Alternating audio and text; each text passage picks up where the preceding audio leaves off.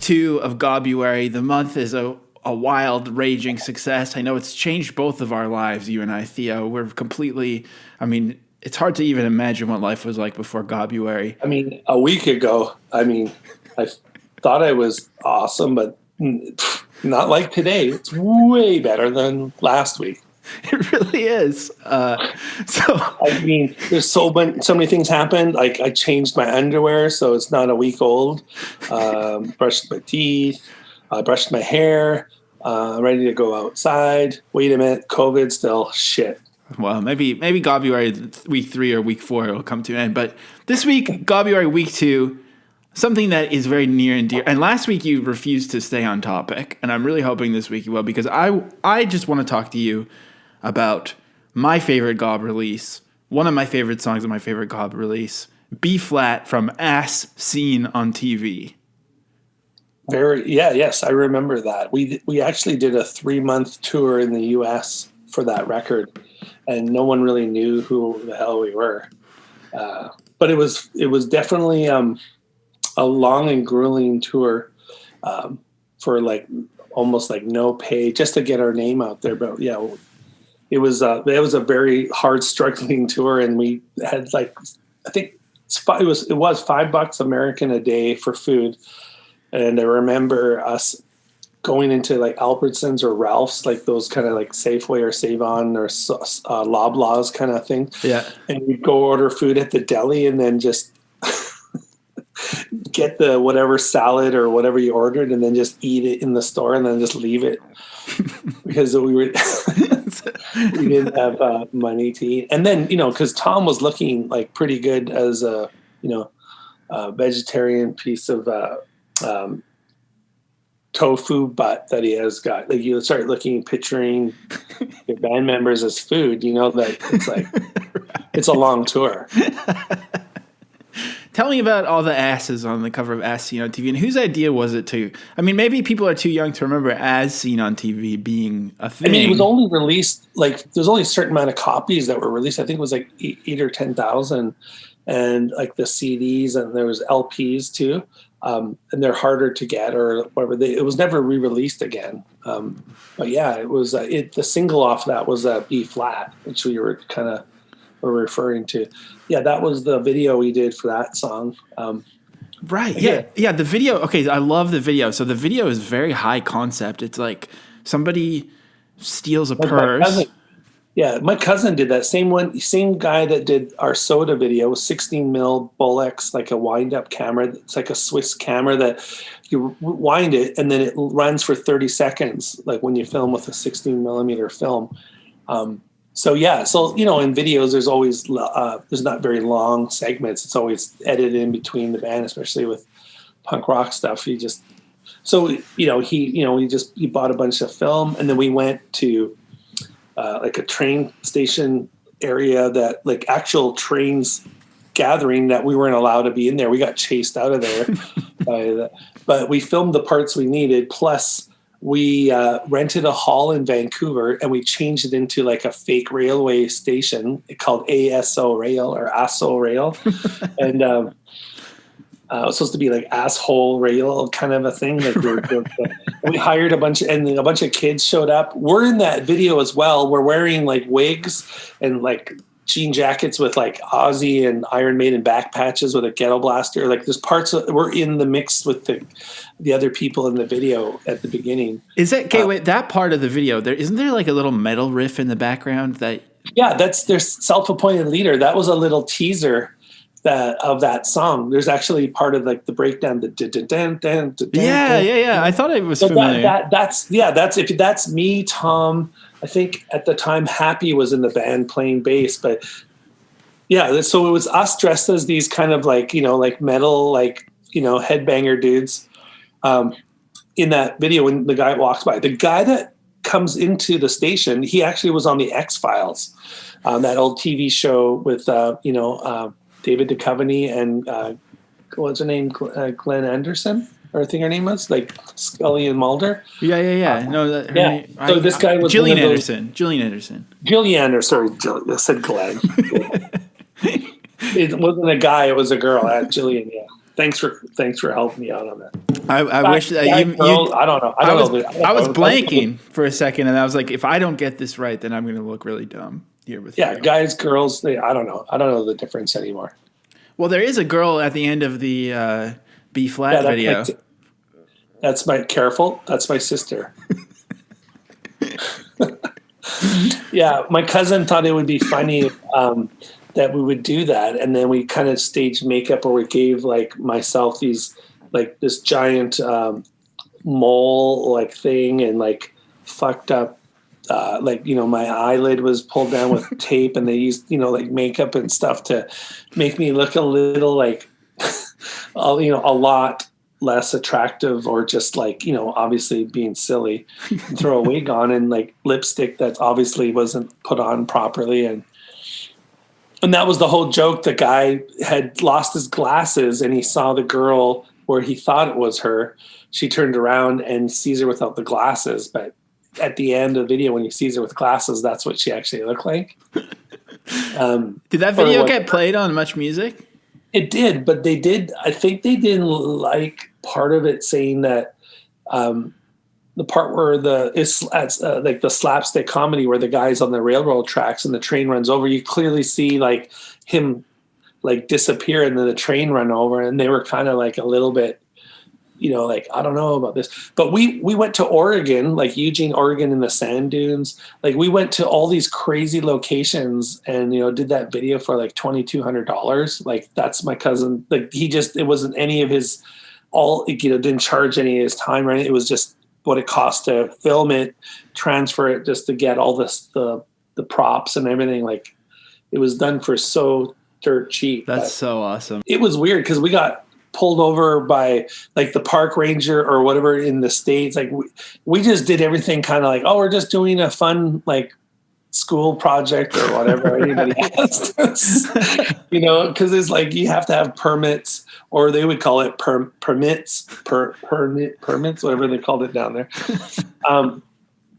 Yeah, it was pretty funny, but yeah, I mean, that song was just like a fun Ramonesy punk rock song that was it was catchy, and then Tom wrote that one, and yeah, so I mean, that's a little backstory. I don't know if there's any other questions you had about There's it. so many like different styles of pop punk that Gob touches on. I think there's like a Ramonesy one, but then there's really fast ones, and then last week obviously we had an in-depth discussion about I Hear You Calling. There's so many different kind of styles that you guys have touched on over the years. That's kind of like almost had that one had more like a bluesy kind of almost-ish punk rock sort of vibe to it. Yeah, I mean, I think that's where because Tom and I are the main songwriters. All these things that we grow up with, and then if he plays something, I hear him like, oh, I like that. Like when I Hear You Calling, it was just the riff at the beginning of the song. What you hear in the actual, like the CD, like the regular version, that intro part where it's just the two guitars, that's all that song was. And it was just the intro part, and it repeated twice as long. And I remember having it on a cassette tape, and Tom did these demos on the 4-track. I was like, dude, we got to do this. Like, it was exciting because I thought the riff and all that was sounding cool. And so he, finished writing it, and it was, yeah. So it's all these things is all just from like what we feed off of each other and basically. So yeah. Okay. The last question about B flat, sense, right? Because why would we hate it and put it out? It's true. I fucking hate this. Let's put it out. I mean, it does just feel like you guys are just like friends having a laugh together. And that's what the last thing I want to ask you about B flat and As Seen on TV. Maybe this was in another Joe thing. I'm not sure, but kind of the other legendary thing on the release is all the prank calls at the end. Oh yeah. That's George Zorin. Yeah. That's one of our friends. I mean, his name isn't really George Zorin, but that was his. Yeah. I was around with him doing like these prank phone calls. I mean, most of those ones that are on the record were ones that he would just do on his own and just always record them because he just never knew what he was going to get. So, we had so many of these different ones. So we kind of, at the time, compiled the best ones we thought were fun to listen to. And we laughed ourselves, really hard. And it was cool because it was, there was definitely ones where, we always used to do those prank phone call stuff just for fun, even without them being recorded. It was, it was back before caller ID and all those weird things were going on. And, Right.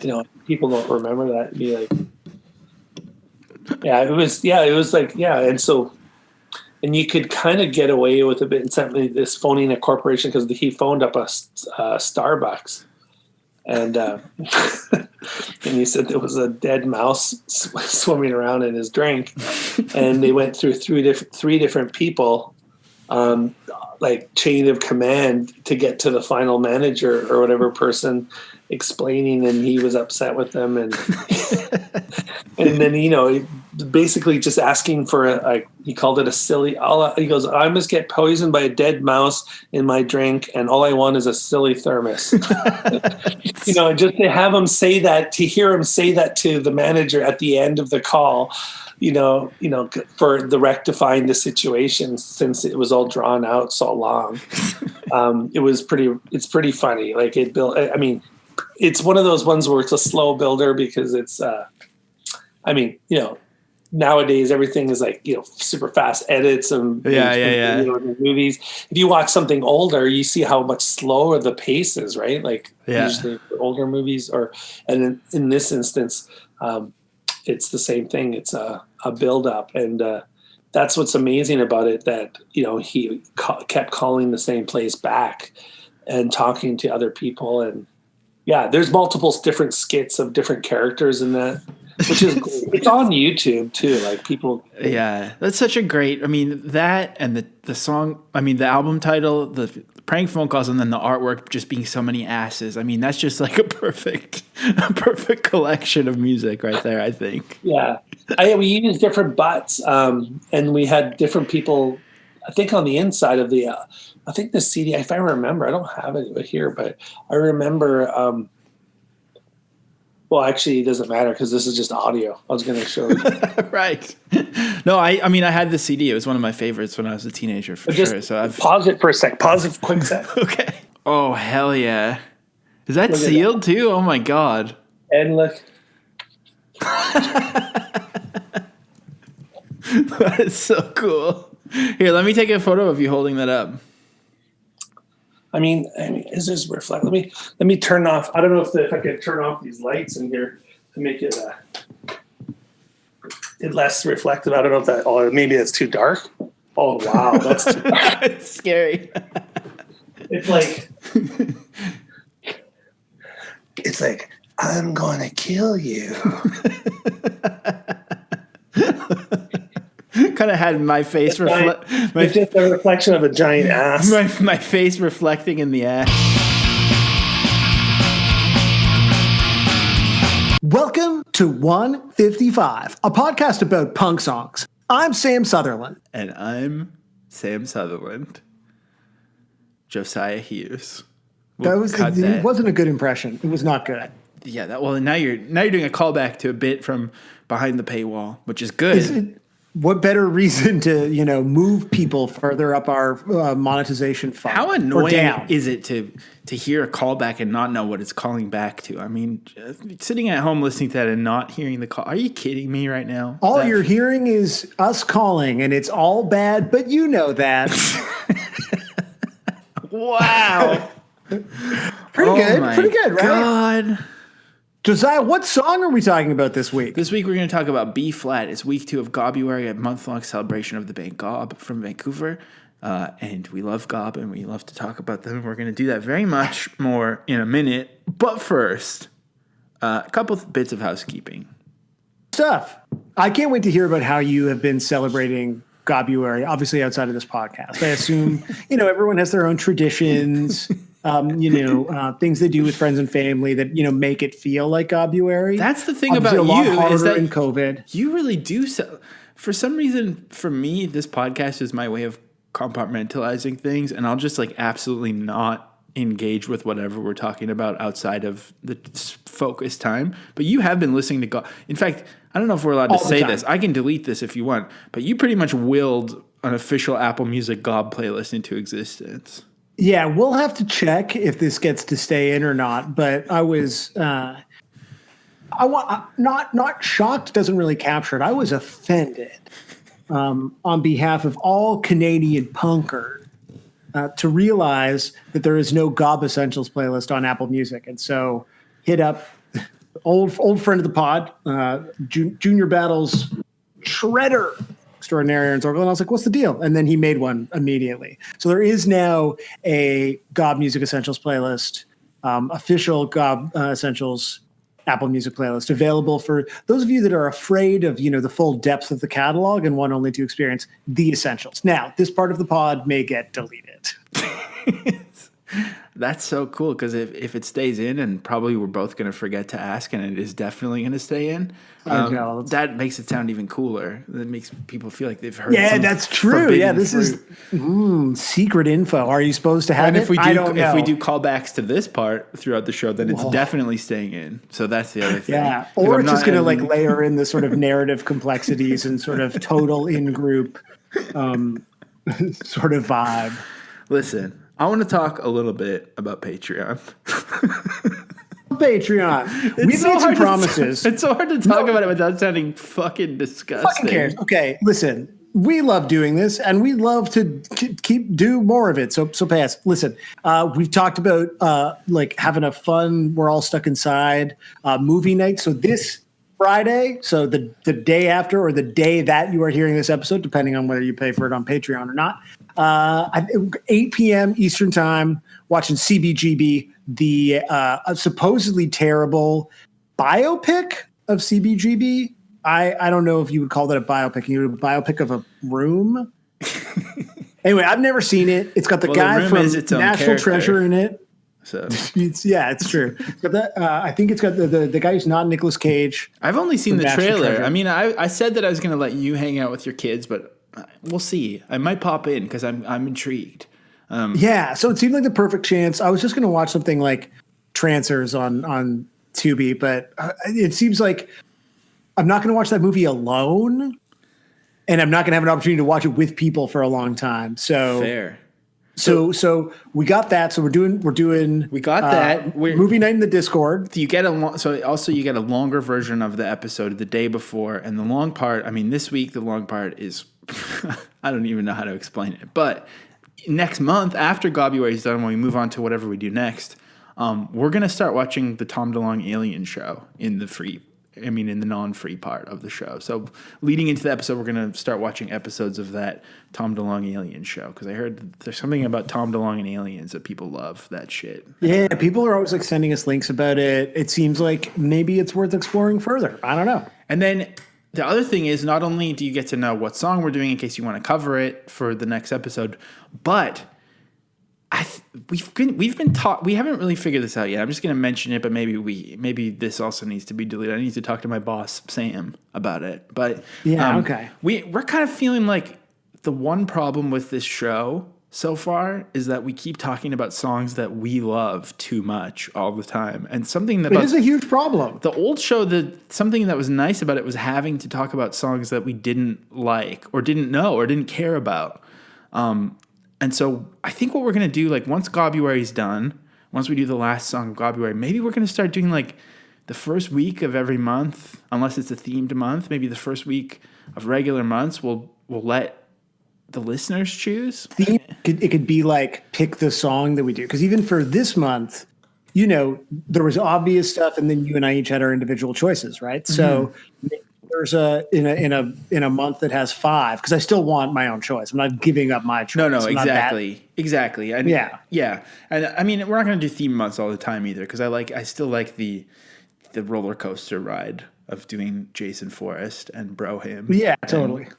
But so anyways, we'll figure it out. But by next week we'll have formalized it more. But we'll make it so that if you're in the Patreon and therefore in the Discord, you can kind of hash it out and you can collectively work together to figure out what we'll do for kind of our wild card week so that maybe you can put us through hell. Maybe you have enough fans of your own shitty band that you make us listen to your shitty fucking band on here.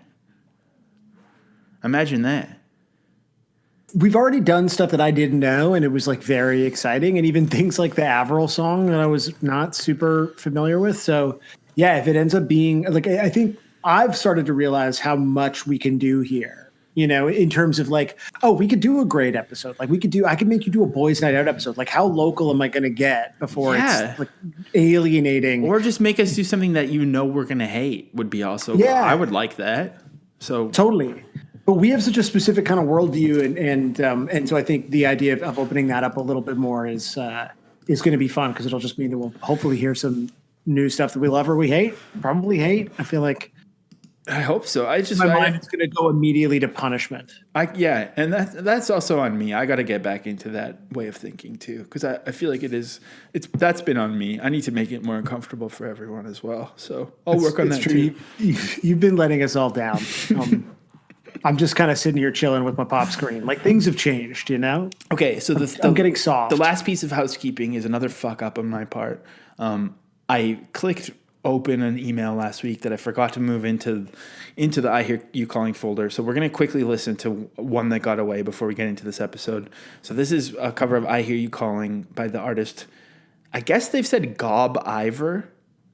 Same, it's in your folder. It has an 18 at the start because it's on the Bandcamp cop too. I guess the artist's name is Gob Ivor, which is kind of funny and you'll hear it makes sense, but isn't it pronounced Bon Iver? So is this more like Gobi Ver? Gobi. I feel like the appropriate pronunciation here is Gobi Ver, which is insanely fucking good. Yeah, so let's give this a little listen because we don't want to leave anyone behind. So here's Gobi Ver with I Hear You Calling.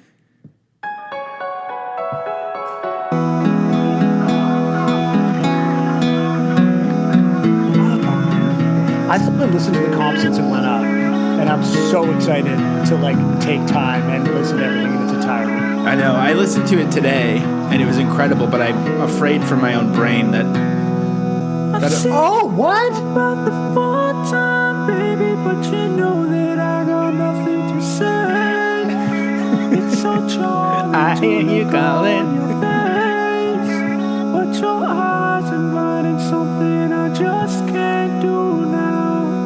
I've been around about your hood. I'm looking for you just to shine some light on my day. I'm gonna leave it there because you get a taste of Gobi Ver, and you can go Beyond Camp and listen to it in its entirety. Oh, that was pretty good. That was pretty good. Yeah, yeah. So that leads me into this week's song B Flat, which I think it's funny that we started with I Hear You Calling for Gobruary because that is the biggest Gob song probably. I think, did we figure that out? Is that their most? Who cares? I don't care. I don't know why I ask you that because I don't want to know. But at the same time, it at least felt like it was a big one. But it's such a mid-tempo kind of alt rock song to the point of a friend of mine who listens to the pod that doesn't know Gob was like, I didn't know Gob sounded so much like the Foo Fighters, and I was like, whoa. Yeah, that's right. Did that force a dark night of the soul for you? A little bit. It's confusing, but it made me realize that kind of similar to the other band Blink-182, who we used to talk about all the time. Fucking cares, yeah. Gob does contain multitudes. They have this they have really fast skate punk songs. They have those alternative rock songs. They have whatever they did on the last two albums, which I have not really dug into, but they contain multitudes. And even more so than Blink-182, this song B Flat is straight up pretty much sick Ramones core. Blink-182 never went down a Ramones core path very much. It's funny how going back into the catalog, because like you said, you sort of use this as an opportunity to cleanse yourself. And I just but this happened with the old pod too, is that I would continue to listen to Blink-182 long after you were content. It feels so validating to let ourselves say the band name again. I know. What a relief, right? And and so this Gob thing has been the same where I can't stop listening to Gob and going back and the early stuff, which I always considered to be the Mint Records stuff, but it's not really Mint. Did Mint just do the vinyl? This was Land Speed Records. Yeah, are you talking about As Seen on TV? Yeah, but even that and the first album, Too Late No Friends, very Ramones Corey, but Ramones Corey in this super, and part of it I think is the perception you have of this country's music community growing up here, but kind of through the lens of a West Coast indie pop band. It doesn't feel that divorced from some of the stuff that was happening on the West Coast in the 90s that was like definitely less expressly punk. Right, like Bum or something. I don't even know if I've heard of Bum, but I think of maybe it's because I'm staring at the ass on the cover of As Seen on TV right now, and I just keep thinking about asses and bums. Yeah, that's it. I don't know. For me, it's like less of a coherent expression of a thought and more of a like feeling where I'm like, this band feels like they're doing the Ramones, but like through a more specific, you're an totally elevated right. lens. But I think that's the other thing that separates some bands that we love from just being able to be categorized. Because not only does Gob feel more indie at this time, but they also do feel more directly tied to like snowboarding. Like this feels like it feels like someone who got into the Ramones through snowboarding somehow. Like maybe a guy that sold them weed in Banff had the Ramones on a mixed CD or something. I don't know. There's just something about it that's like indie Canadian Ramones and board culture that is like so. It's so specific that it actually invalidates itself and makes it feel like it's tied to no subculture at all. Yeah, but I also think like snowboard culture is an important thing because when you say board culture, like yes, I know a lot of like people who skateboard also snowboard, but this is way more snowboarder music than skateboarding music. Yeah, right. I think so. Like, don't get me wrong. It is still kind of it's not skate punk, but it obviously still exists in that universe. But I feel like the imagery that you get, like in this video, which obviously we'll talk about the video, but the video is snowboarding, right? And when I think of Gob, I think of Snow Job. Like I think of that's we haven't talked about that yet, and we won't this week too much. But Snow Job was like a Much Music concert that is, I mean, Gob killed it at that, and that's iconic Snow Job. So many people associate Gob with Snow Job. Yeah, that's so true. And I think, well, actually, the music video. Let's talk about the music video quickly. So it's directed by, I think Theo said it's his cousin. I mean, if you're listening, you already know what he said. So, or maybe you. yeah, that's right. You don't need it. What Theo said, probably true. Good. Whatever Theo has said to me in these interviews, I'm trying to block it out because there's a lot of harmonicaing and holding up records that only I can see. So, I mean, that's Theo's thing, but. That's also our thing. Come on, it's true. I think Theo is too much like me, and that's why I've met my match in Theo. I think. Yeah, totally. Because I've noticed when I interrupt Theo, he doesn't like. I can interrupt anyone and steer the conversation, but Theo doesn't. He doesn't bend to my will when I talk to him. He's alpha to me. You know, it's crazy. That's interesting. You finally met you're an unstoppable force meeting an immovable object. Exactly. Is that what that means? I think so. And that's kind of the central theme of Gobruary, ultimately. Yeah, totally. When we look back on this month. But I believe it's his cousin. His name is, I think, Steve Papa. I just had it open a second ago. Of course it is. Yeah. Of course this video was directed by Steve Papa, Theo's cousin. Yeah. Oh, sorry. It's Peter Papas. Is that less funny or more funny? It's actually less funny, unfortunately. I mean, it's more embarrassing though. Peter Papas? I think he's cool. Peter Papas. Peter Papas directed all the early Gob videos, and that's what gives them the indie feel too. Is like they're super low budget, they're like shot on film, and they're like they all have like a central concept that makes them hilarious.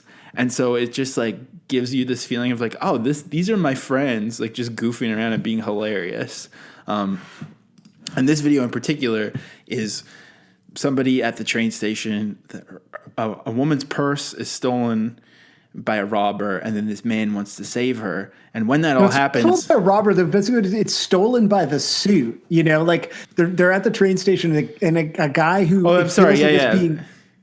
being set up as the man ends up stealing the purse. You're right. I was explaining it wrong because I was too excited to mention that the metal guitar in that part is in the outro of Self-Appointed Leader, which Theo also talked about in our interview, but Sam's not going to listen to that. So I'm just literally just telling Sam right now. And Thanks, man. No, that's good to know. yeah, it's cool.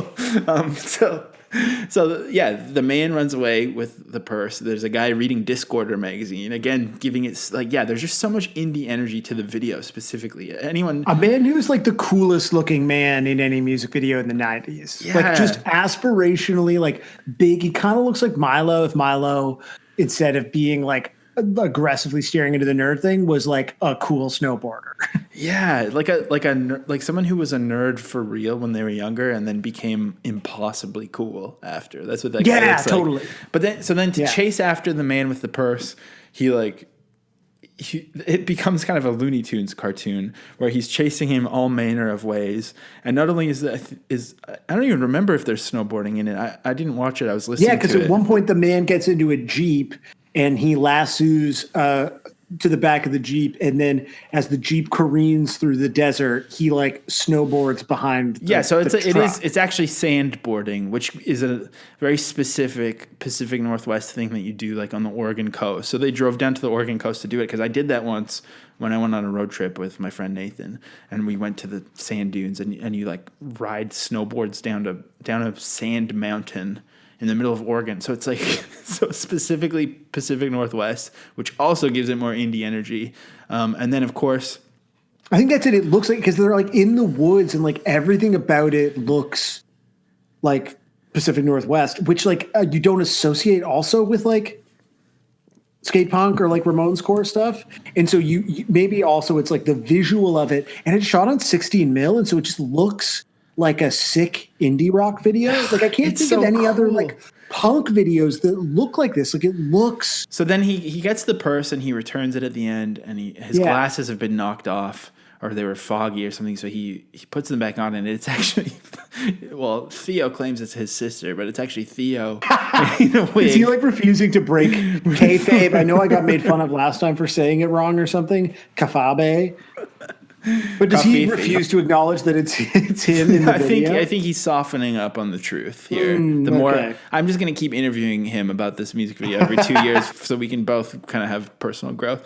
But no, it's like Theo with like boogers running down his face. It looks so gross. It's an iconic piece of just like 90s grotesquerie. It is. And I think the song too, like just feels like that. And so this song is on a compilation, a split LP called Ass Seen on TV, and they really hammer home the joke. The cover has someone on TV doing the news, and then there's like a giant ass where the little, what's that called on the news? Like the little graphic.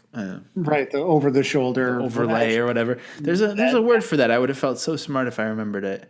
And then in the liner notes of the CD as well, which I think actually my friend Nathan I went on the road trip with, I think he lost that CD of mine. Fucking Nathan. But in the liner notes, there's like tons of asses. And I remember friends in Vancouver being like, oh, that's my friend's ass in the Gob liner notes or whatever.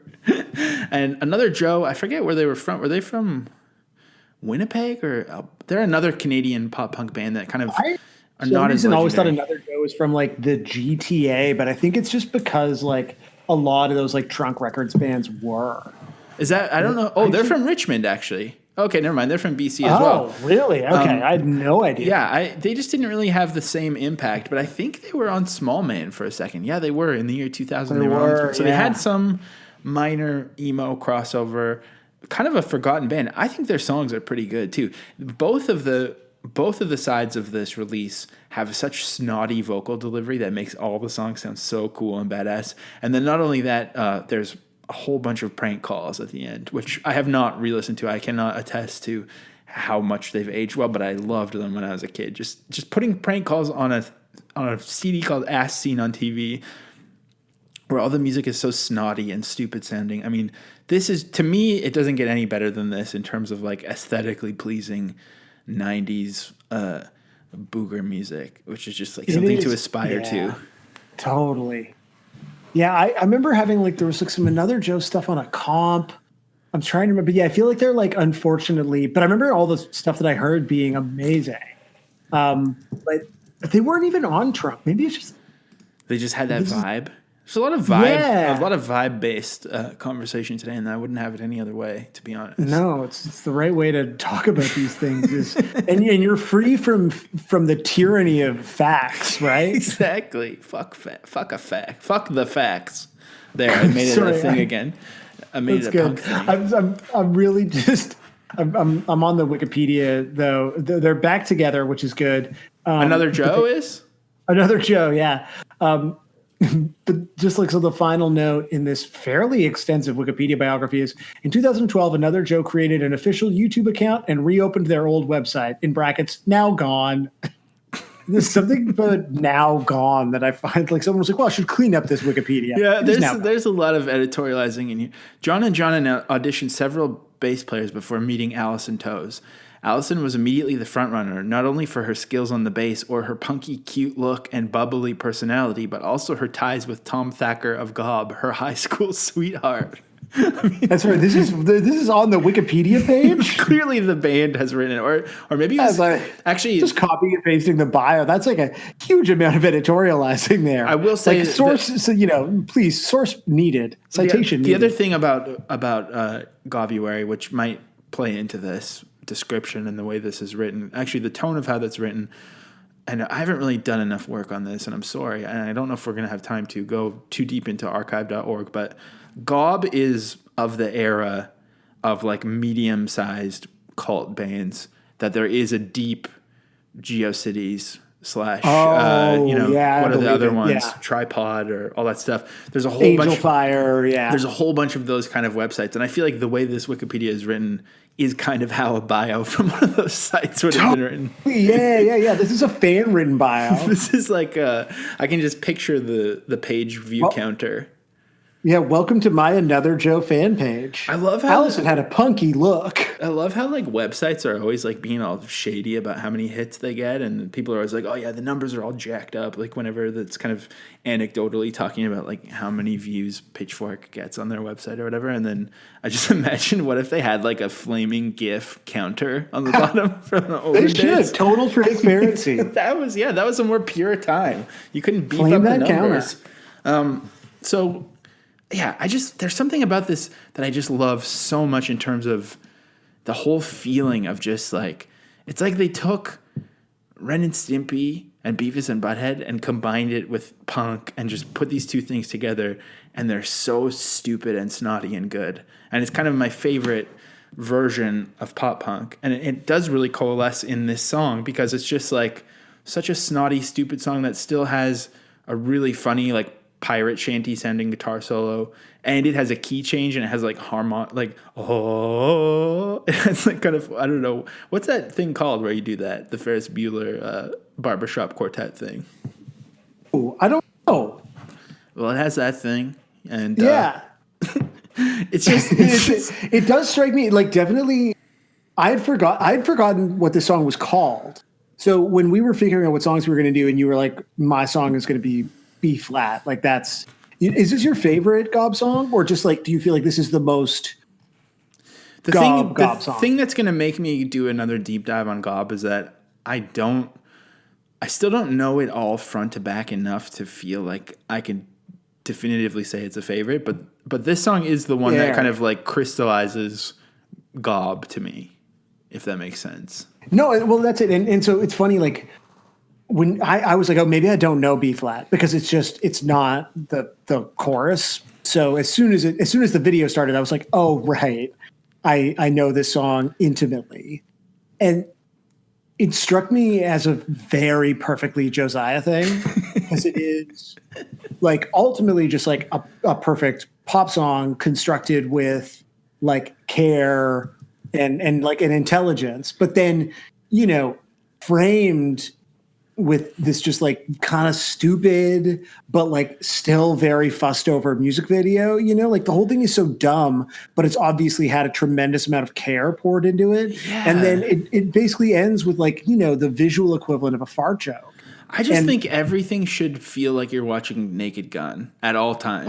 That's what the music video feels like to me. Yeah. It just feels like very fun and like it is extremely smart dumb, again only insofar as like the song is obviously just like well constructed.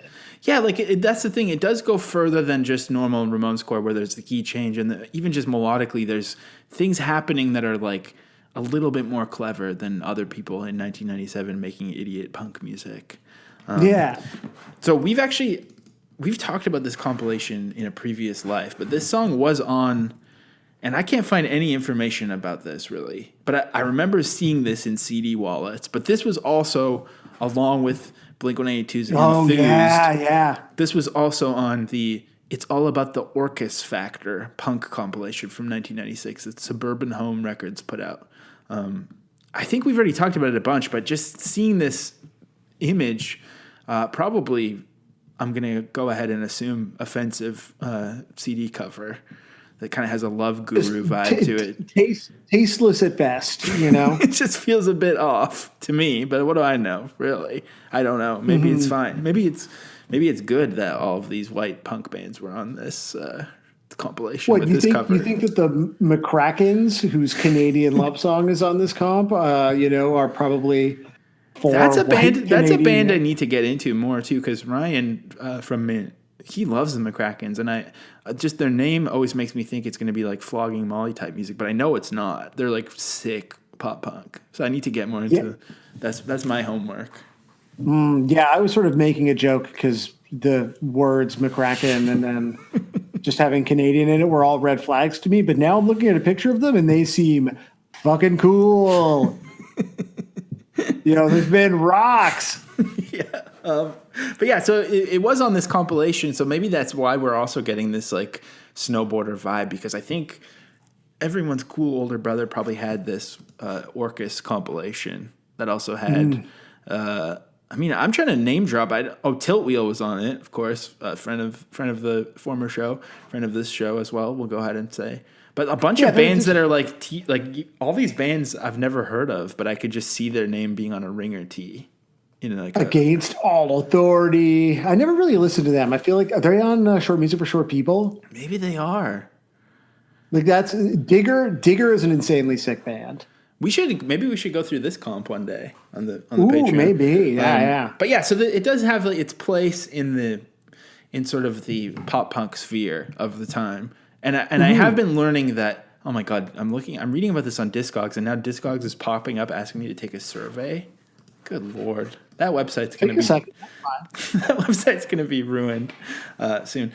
But anyways, the other funny thing about this song is that I was watching people work on their covers all week, and they were saying stuff like, oh yeah, some people accidentally recorded the wrong lyrics, which I think there might be one or two of those, which is funny. So let's start with that actually. So there's I don't know what these lyrics are because I Googled them, and then it shows these. So this is what it says on. If you Google Gob B flat, this is some of the first lyrics that show up. I want to know the place where you come from. I like to see your face when I wake up. I offer me just for yourself, wrapped up for you and no one else. And no one else could be appreciative. Be as appreciative of your charm. When you walk, you take your time. Take the tiniest steps. When I'm at your side, if you feel you're left behind, I'll slow down to your pace, and we'll be like a tree, and we'll grow on. And if the world should end with fires and bombs, I'd like to be there holding hands with you. I'll view the end of the lands. And no one else could steal a piece like you could steal a piece that big of my heart. I want to be with you, and we will be together. I want to be with you, and we will life forever. Hey, what is it? Is this like a Globe Hell tweet? It seems like it, right? What the fuck? I wish I could know the origins of these like weird metadata fuck ups that happen. But then I was like, I want to know what these lyrics are. What is that? And then did it show up for you when I Googled the lyrics, the first few lyrics? It showed me Gob's Give Up the Grunge, which is also an issue.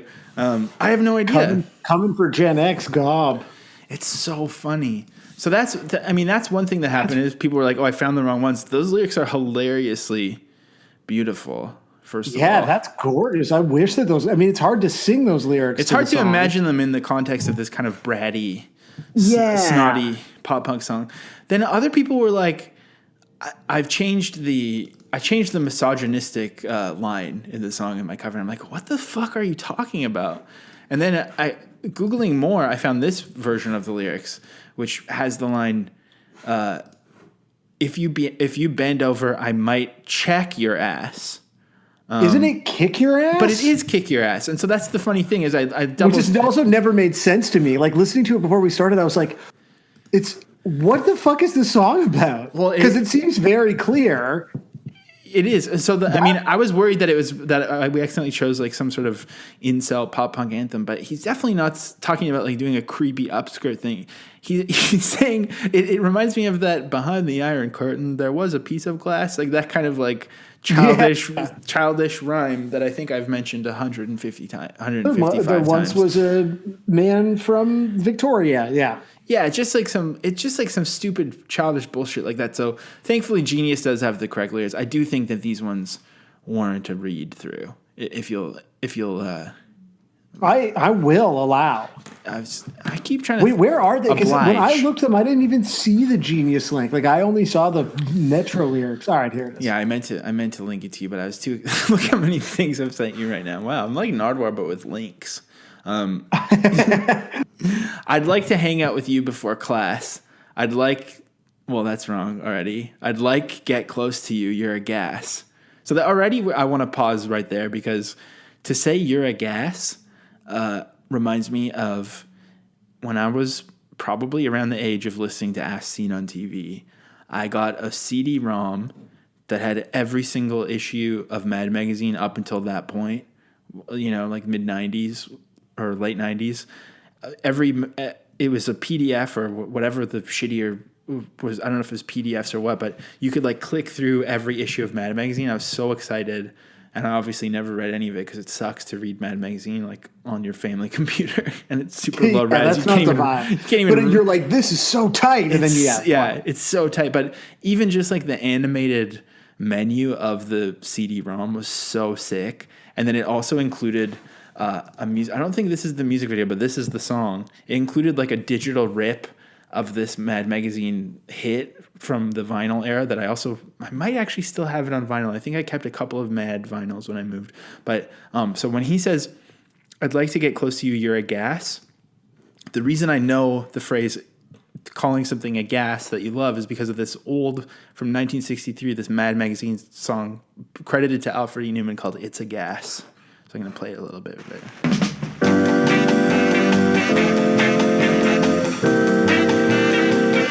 It's a gas!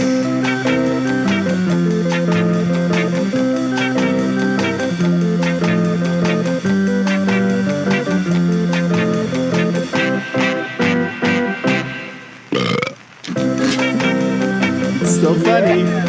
It's still I know it as Belson was a gas. Like, so for me, it feels like a very... Oh, that's good. For me, it feels like a very, like, jokey punk way of using old-timey words, you know? Wait, what's the reference, you know? Belson was a gas, like the Sex Pistols song. Oh, yeah, of course. I mean, calling someone a gas is... I wonder if now that I'm saying it out loud, I'm thinking the etymology might be a little bit scandalous, perhaps. Is it? Well, I don't know. I'm just guessing, but I thought they were going to burp, and then they went to this hot sax solo instead. It really changed it up. It's subverting expectations. That's comedy. Maybe I should have been like a 1960s Joker boy who always had like a glass Coke bottle and chucks and just laughed about it. If anything, the drum fills are as funny as the belches. I'm sorry, I'm loving this so much. I feel like totally. Also, like again, the sort of artwork that accompanies it is pretty compelling. Mad Magazine is good. It's so good. Mad Magazine is definitely. Sorry, is the I can't see it because the YouTube mark is over it, but. Is the title of the story Think Along with Mad? Is that what it is? Yeah, Think Along with Mad. Although that's like a compilation because it was originally on like a floppy 45 that came with a Mad Super Special in the 60s. Think Along. That's That's funny. That's something I can't believe I've never really talked about, is how obsessed I was and still secretly am with Mad Magazine.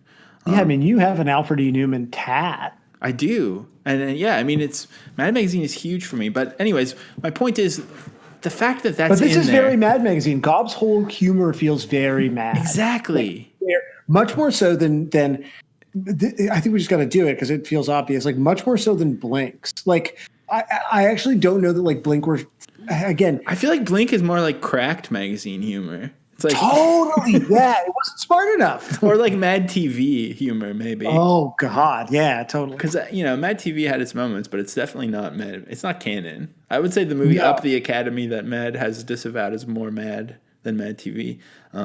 But yeah, no. So I'd like to hang out with you before class. I'd like to get close to you. You're a gas. I don't want to be your friend. Want to be a friend. I don't want to be your friend. I'd like to walk home with you after school. And then Theo goes, "I'll hold your books." I'd like to hang out with you because you're cool. Actually, it kind of does sound like maybe some sort of Ren and Stimpy like anthem from one of those episodes too, like the Kilted Yaxman or something. It has like an anthem, an actual anthemic quality to it that feels very Ren and Stimpy. I don't want to be your friend. Want to be your friend. Don't want to be your friend. Girlfriend. I'd like to hang out with you before class. I told my plan. I don't know if that's right either. Maybe it's hard to say. I don't think that's it. If you bend over, I might kick your ass. Not. What does it say? Check your ass? No, kick your ass. He definitely says kick, but I don't understand how that fits into the narrative of the song. I just think of it as being like kind of the prank of similar to when you would get your friend to duck behind someone while they're tying their shoe and then push them over. Like to me, this song is just It's like very, very tween, or like this is like the young flirting, you know? Yeah, I can't tell. Maybe reading it now, I'm wondering, are they saying I don't want to be your friend if you're not going to date me? But I think that's almost adding a 2000s pop punk read to this song that is ultimately just about like shooting a spitball at a girl or something. Yeah. Do you think? I don't know. What do you think? I think it's less. I mean, I always interpret it as like, I don't want to be your friend. I want you to be my girlfriend. But especially with the kick your ass line, it just feels like it's like, imagine if an 8-year-old tried to write a song about relationships. Yeah, exactly. And so it's perfect. It's so cute so I think it is that, but it's sort of like the way that you would try to communicate those feelings and emotions if you were in the 3rd grade. Finally, my exact intellect that I want in a song. Yeah. That's it. I just want love songs for other, 3rd graders. Yeah, I mean, Which you definitely like couldn't call it that for sure. That's true. Yeah. I don't know. I mean, that's pretty much all I wanted to say about the song, but I just think it's beautiful. It's a beautiful composition. It's just like a perfect encapsulation of sort of like adolescent boy stupidity. And I think it's beautiful in that sense. But I don't love if there's an incel read going on, but I don't see it. I'm just blinded by, I guess, the big old bare ass. Yeah. I just don't think that like 8-year-olds can be incels, 8-year-olds are volcels. I didn't notice that they even say the word girlfriend in it, and maybe that's written down wrong. I don't know. But otherwise, there's nothing to even suggest romantic things at all. Yeah, I mean, to me, it's like, ooh, I want to hang out with you, but I don't want to be your friend. Like, I think that's it. But I just think it's less of a bringing a very modern, like, read into the gender politics of it, and more just that it sounds dated, quote unquote, because it's just like, it is about just being young and stupid. I don't know. Also, isn't it okay if that's true though? Like that it is like about wanting someone to be your girlfriend, but it's also about being like incredibly dumb about it. I think so. Like I feel that's like fine. This song just like feels like it reminds me of being in the equivalent of junior high. Like my high school was 8 to 12, so there was no like middle. But it makes me think of just like walking around, having a new 5-star binder that I immediately accidentally destroyed on the second day of school. So spending the rest of my time kind of just with like loose leaf papers falling around everywhere, and somehow getting like boogers all over them, and like just being a disgusting guy in a ratty MXPX hood. Like it's just like this is just like the best kind of loser music, but not in a like grunge way where you're trying to like romanticize it. It's just like being a fucking mouth breather. Totally, that's it. It's just like it's just simple dumb guy shit. And also naming it B flat is not like it's just I don't know. I feel like I could go on forever about why I love that this song is called B flat. I mean, that's a weird place to be playing a song. And I think a Ramones core song is kind of like playing the 12-bar blues or whatever. Like you're just doing the same 3 chords somewhere else. But B flat seems like a weird starting place. In my mind, I probably would say A sharp instead of B flat, but I guess you do say B flat. It feels like a weird place to play a song. And also, seeing the word B flat written out like that, like just the letter B and then flat, like that just feels like a fart joke or something. Like it's inherently funny to look at the phrase B flat. It's much stupider, but is way funnier than like 6'8", or like punk song. When the working title makes its way onto the record, and sometimes it's just like you could have tried harder, Yeah, this one is just like so janky that you feel like you could identify, or at least I feel like I could identify with it. Just like looks like a stomach ache on the page. It's again, this song is definitely like perfect Josiah shit, I would say. Yeah, and yet still it doesn't even come close to capturing the width and depth and breadth of Gob. Really, and kind of the girth of Gob. The girth of Gob. I mean, there's so much. We're not even going to really get to it all, but even on this compilation, there's a lot of very fast oompa oompa music, as Suki and Lee called it on The Wedge when she interviewed Gob. But this, I don't know. This one is just we're still scratching the surface of what makes Gob so great. So before, go ahead. You did too, because I mean, I think my relationship to this band is even more surface than yours, right? Where I've been spending too much time with the Essentials playlist. I gotta branch out, and I gotta like get more into the deep cuts, especially the new material. But I gotta go back and listen to this, because this is not on streaming also, which like I know is lazy, but that is how I listen to everything. And so that is heartbreaking. I know, man. As Seen on TV is like, it's kind of like when I used to tell people my favorite movie was Biodome in high school. It's like, I mean, it literally was, but also I was, even at that point, I was aware that there was some degree of being an ironic shit as I was saying it out loud. But similarly, I think to say that As Seen on TV is like the best Canadian rock album of all time, that feels pretty good. That feels natural for me to feel that way. So maybe that's totally my take. But before because I really not talking about this anymore.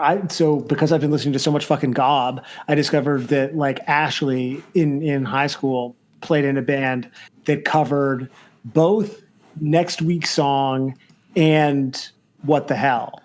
Well, now from As this Seen.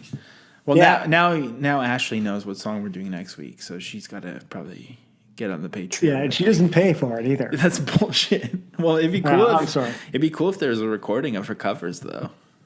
Well, she was like, I think it's in a tape. It's just like a pile of tapes upstairs. So we'll see. We need an archivist to go through the tapes. Exactly. Yeah, I feel like people seem keen to sort of take up jobs in relationship to the pod. So if anyone wants to become the official pod archivist, and wants to come to my house, I mean, my dream, tapes. my dream for this project, and another branch that I would love to see happen, is for us to turn into kind of a Light in the Attic reissue organization, sharing like deep box sets of pop punk rarities, or like doing like a Christian spazcore compilation. Like I want to make like basically a vinyl box set that doubles as a coffee table book that costs like $300, but it's all just like stupid one-off 1998 pop punk bands. I mean, that sounds awesome. That sounds like something to aspire to. It sounds like such a waste of resources and time, which is my vibe, my whole move. I like to imagine that all of this is still only just being managed by you alone with a Gmail account. I mean, as of right now, no other resources. Yeah, as of right now, that's true. But before we get into that part of the show, which is another huge pile of covers that I'm excited to dig into. I found one in the wild while I was looking at this. Maybe we'll start with his actual real submission too. But in reference to last week's episode, John McClane, aka Todd Killings, released a B flat G major Theo version on YouTube. So this is Gob B flat G major Theo version, a reference to Theo's refusal to stop playing harmonica last week. So let's go.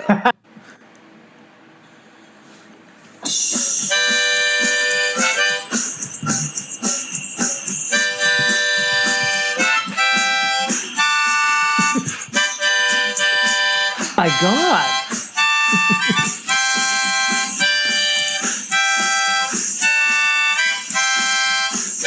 So, sorry, you can't see this because this man is playing 3 harmonicas right now. Like, that's how much I might kick your ass. I don't want to be your friend. Want to be your friend. I don't want to be your friend.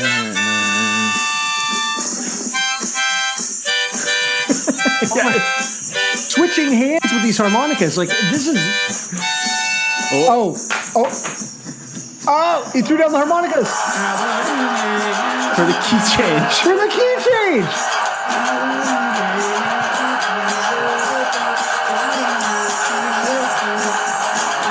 This is the greatest thing I've ever seen.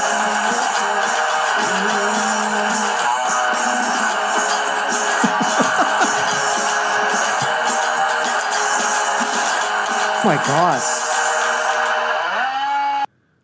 That was wow. So. Also, I got to say, like, I mean, not only did you just hear that, and there was such a strong vibe with like the MIDI drums, the 3 harmonicas, and then pulling out this like sick. I don't even know what kind of guitar that was. It was like definitely a cool guy guitar.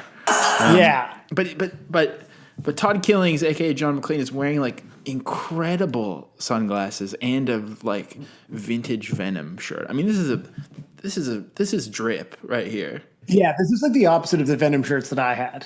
Venom. I mean, I didn't have multiple Venom shirts, but you just had one that was in your MTV drawer.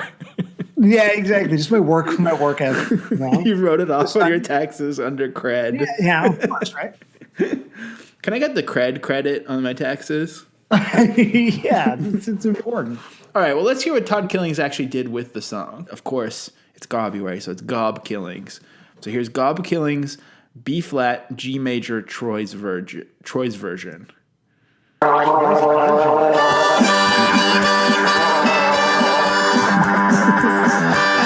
to hang out with you, you've got class. I'd like to get close to you, you're a guest. I don't want to be your friend, want to be your friend. I feel like we've been like invited into the Todd Killings process by having that video and now hearing this. I know, it's beautiful to have the kind of another angle. It's also, I feel like people, the pod is mono, unfortunately, but people got to listen to this on Bandcamp because these harmonicas are all over the place. It's true. And they're so high up in the mix. Yeah, it's very Monica forward. Oh, yeah. Oh, my God. Todd Killings, man. Gob's killing Gob Killings. You're killings it. Gob Tob. Yeah. That's really fucked up to think about how you need to like own different harmonicas if you want to change the key. Like, what a piece of shit instrument. Bullshit ass instrument. Classist instrument, man. I actually do think I hate harmonicas, and I think I've never really said that out loud, but I think I hate them. Come on, man. A harmonica's too easy to hate. You're better than that. Are they easy to hate? I love a harmonica. Yeah, everyone hates a harmonica. Do they? I mean, I do love... Everyone hates the harmonica. I love the harmonica in Heart of Gold, and I think Kermit the Frog plays harmonica sometimes. Those two things are okay. But otherwise, I do think maybe that's just me admitting a basic thing about myself is that I kind of hate harmonicas. What about when Bruce Willis is honking on it? I never really got into like the whole ironic Bruce Willis music appreciation thing because I haven't seen too many Bruce Willis movies. Okay, yeah. I mean, I get that it's like very 90s, like it's very Chuck Norris, but Bruno has bars on the harmonica. All right, let's listen to Gob is Real. Of course, it's Gob is Real in parentheses. So this Gob is Real with B flat.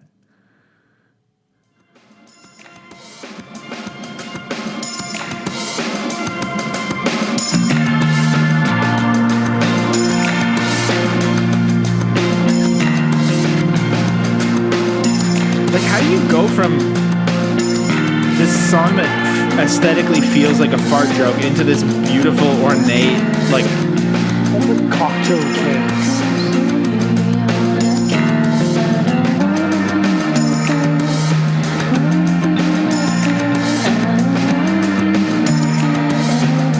Is that how you pronounce that, by the way? You know what? I think so. Cockatoo Twins.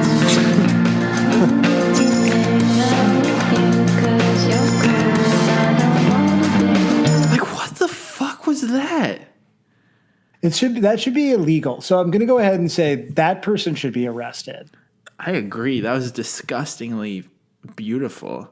And also, I when you said that Cocteau Twins thing, and then you asked me about pronouncing it, the old me came out, the 20s me came out and was like, fuck, I'm going to have to admit that I've never listened to that band. And I think I probably would like them and I should listen, but I just never have. And I don't know what happened. I started, it's like one of these things that like I finally got sad enough and because of the pandemic to listen to all of this sad music that just didn't resonate enough with me before. And so I'm just like sitting around in the dark listening to, Heaven or Las Vegas now. I think I just mashed my fucking pop screen into the mic. Oh no. That's the other thing when you're behind the paywall, folks. No pop screens, baby. That's right. We're hitting it raw. It's raw. But yeah, next time like you're really bummed out about the pandemic, just turn off all the lights in your house and just let Heaven or Las Vegas. Is that where to go? I'll do that. That's the one, man. All right. Like you would love it. I mean, it feels right in this Yeah. topsy-turvy world. It feels right for Sam to be recommending the Cocteau Twins to me. That just feels correct. Really, we should move on because this is the normie music hour. I think here. All right, Jake Rolfe, B flat. Let's go.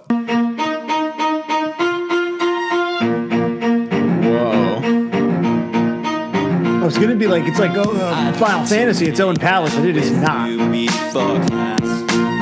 I'd like to Sam, you're so indie, Sam. All your references. I don't wanna be your friend. Wanna be your friend. I don't wanna This is amazing. Whatever. I don't know what it is. I'd like to walk home with you after school. It's almost like feels like a 90s with you 'cause you're like cool. sort of almost a rap song from like a sort of like cool pseudo punk act, yeah, or it feels like Bittersweet Symphony to me. Totally. Wow. Yeah, that's sick. But it's like it's too like for like the sort of like grand, like the Baroque ass pop of the Verve. Like it feels way more like that should have been like you could do like punch dancing the fifth Asher Roth single if it got that far. It's the Verve, but you could do Zumba to it if you wanted to. yeah, totally. All right, up next is B Flut, who I'm pretty sure is B Left, who is always just sending us the weirdest fucking shit ever. And this is called Never Settle for a Settler, Lobster Boy. And I don't know what that's referencing or what's going on, but here's B Flut.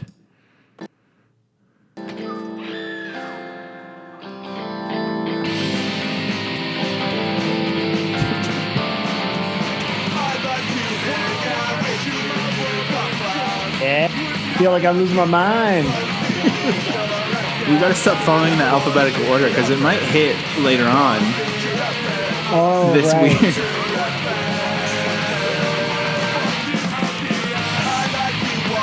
I kind of like it though.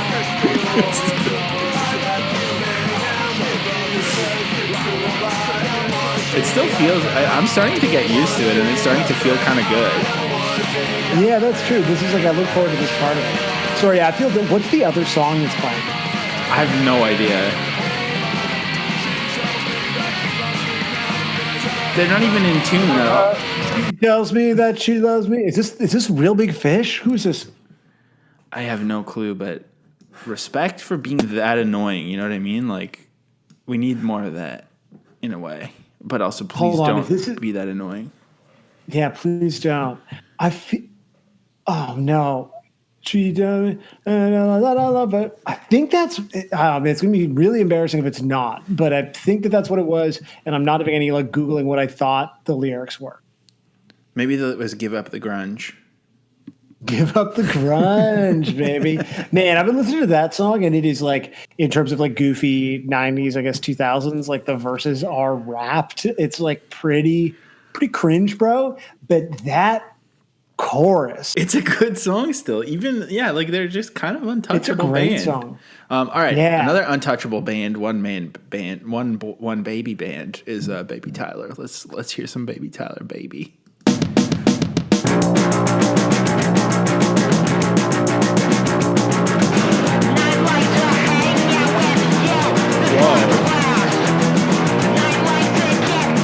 Baby Tyler's cranky this week. Oh my God.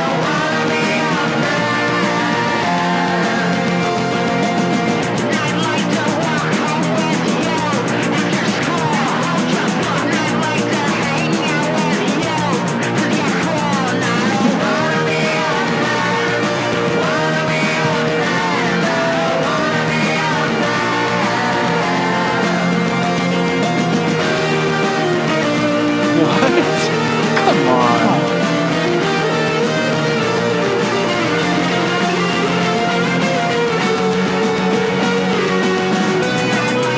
Okay, I'm going to go ahead and say it because I don't think anybody else will. I don't think that Baby Tyler is a baby. How dare you? I don't know. It's just at some point you have to take a step back and take a cold hard look at the facts. Because facts, Sam, I'd like to think they don't want to be your friend. I'd like to think that you're a pretty progressive guy, and you've definitely avoided most of the isms all this time. But for you to be so ageist about Baby Tyler is frankly disgusting. I'm sorry, but I'm prepared to stick up for what I believe. Okay, up next is Bog, which I think is a great. There's so many great band names, and I got to shout out Melissa, who listens. Wait, to are we skipping over B flat 1.wave? I think I retitled that one with the artist name in it, and I didn't tell you, but I forget who it was now. So now I don't know what one it is. Well, I'll know when you introduce something that I don't have. That's fine. This is good because that was Shoes Robinson. That was Shoes Robinson. Oh, okay. Well, now I'm going to stop paying attention again. Well, let's just play Shoes right now then, because you know what? That makes Shoes titled his contribution wrong, so that only means he should be rewarded with an earlier play on the show. I think so. Let's play that one now. Here's Shoes Robinson.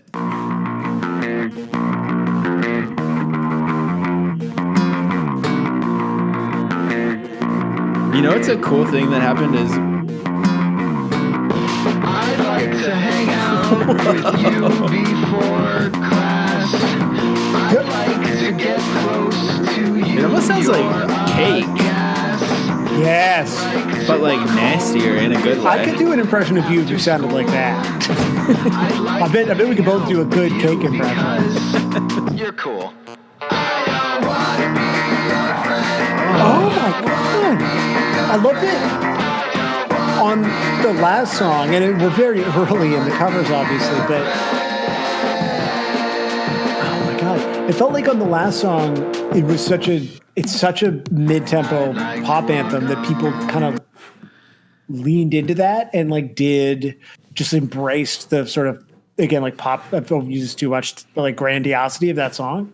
Yeah. Whereas like this one, I kind of love that it's similarly such an obvious pop song, but it's even simpler. And so people have like done these like deconstructed reinterpretations, like the chords and stuff that Baby Tyler was using. Like it's all so interesting. The stuff that Jake was doing, it's really, I don't know. It's interesting that ended up being the approach that already several people have taken. It's also this stuff is very quickly getting even more out of our control than ever before, to the point where like maybe one day they're just going to have a mutiny and turn on us, all of our listeners and contributors, which would be kind of cool. But Shoes in the Discord, like last week, Shoes is Gob cover was this like super dance punk version. And again, like always just like incredibly immaculate productions on Shoes' part.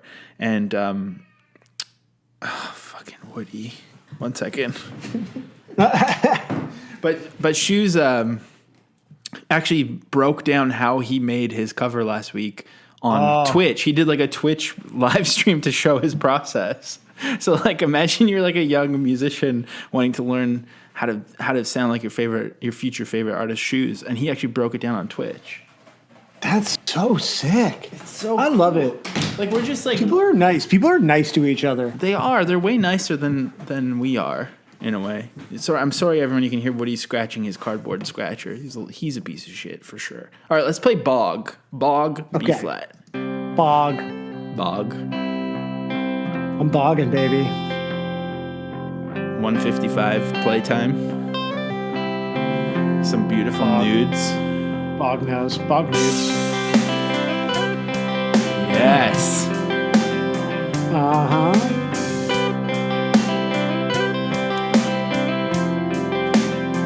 I'm going to just listen to this music. You really can just listen to the same song. I mean, how many songs do you need in a week? I think 40 is plenty. So just listen to these 40 songs every week.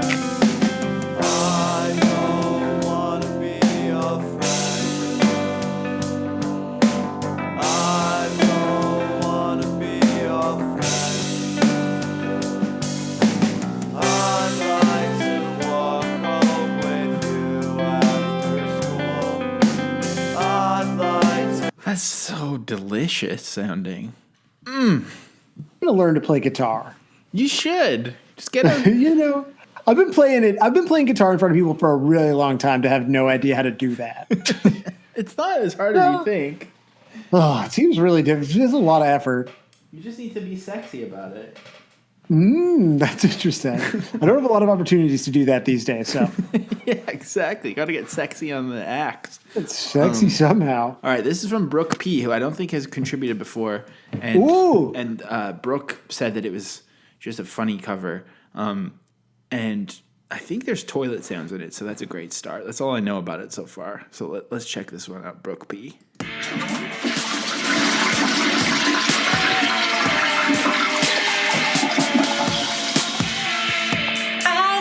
To hang out with you before class. I'd like to get close to you, your guess. I don't want to be your friend. What does this sound like? Like, not undermining it, but this is like clearly a very talented singer. There's like stuff happening in the background that's like neat. What is this? It's so sick. And then just like it opened with like so much toilet sound. Like that's the miracle of Gob. But it's also the miracle of just like I've never felt so understood by a toilet sound. You know what I mean? Yeah, like you hear the totally. toilet sound, and you're like, this person clearly listens to us. You know, they really The listen. toilet sound is like a wink at you. It's like, Yeah, it's like I I know got you. you like to talk about poo poo, and this is just for Yeah. you. And I'm like, damn, thank you, Brooke. Thank you for flushing your toilet just for me. I appreciate it so much. This really is a Global tweet, eh? This whole episode, my whole life is. One big Global tweet. Which, of course, Sam is doing a callback to the Patreon only section. And just in case it was deleted, or if it wasn't, I'm now going to do a callback to mention of Gob playlist that Sam had willed into existence. This is a complicated. This episode is like classically complicated, which I think is Yeah, this is really my episode. I feel right a at little home. bit of a throwback complication streak. All right, Clown College Dropout, baby. Let's do this. Clown College Dropout said they went for a K Records kind of twee vibe. Hang out with you, you've got class. I'd like to get close to you, you're See, this song sounds like one of these songs. It does. I mean, like more than anything that I think we've heard people kind of cover in this style. Oh, fuck off. I think the bass playing is a little bit too good to be a K Records band. Yeah. But this is where like the simplicity of these lyrics just like feels it'd be impossible to read this as misogynist. It's sort of not impossible. I don't. You know what I'm saying? Well, I'm pretty sure there's a lot of misogyny in that kind of music too. Well, That shit's everywhere, man. You gotta. I thought they were immune. Whoa. Oh. Well, I'm gonna have to finish that another time. Oh my god. Fuck. That was. I like how it was a revelation to me that like a scene like that also had misogyny. I thought it was just pop punk and everywhere else in the world. You've only been into indie for like 2 weeks or whatever. It's fine. Yeah, exactly. I'm still in the honeymoon phase with indie. All right, up next, Dude Ranch Means Come, B flat major, this one's called. And of course, Dude Ranch Means Come, always referencing other things. I wonder what they'll go for this time. I'll find out now. I'm clearly. Oh. What's this? Great sounding drums. Whoa. Kids Bop?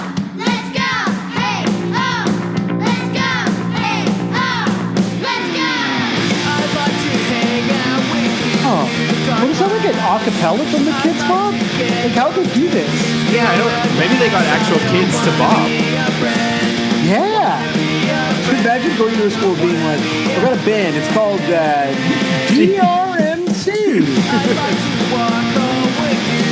This is so good. They must have gotten their actual kids to do it. Yeah.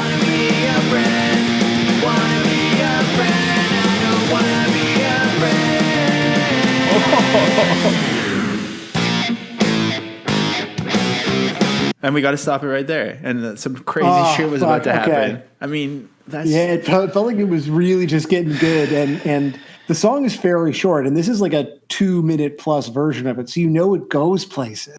It really... Yeah, I know. Oh, my God.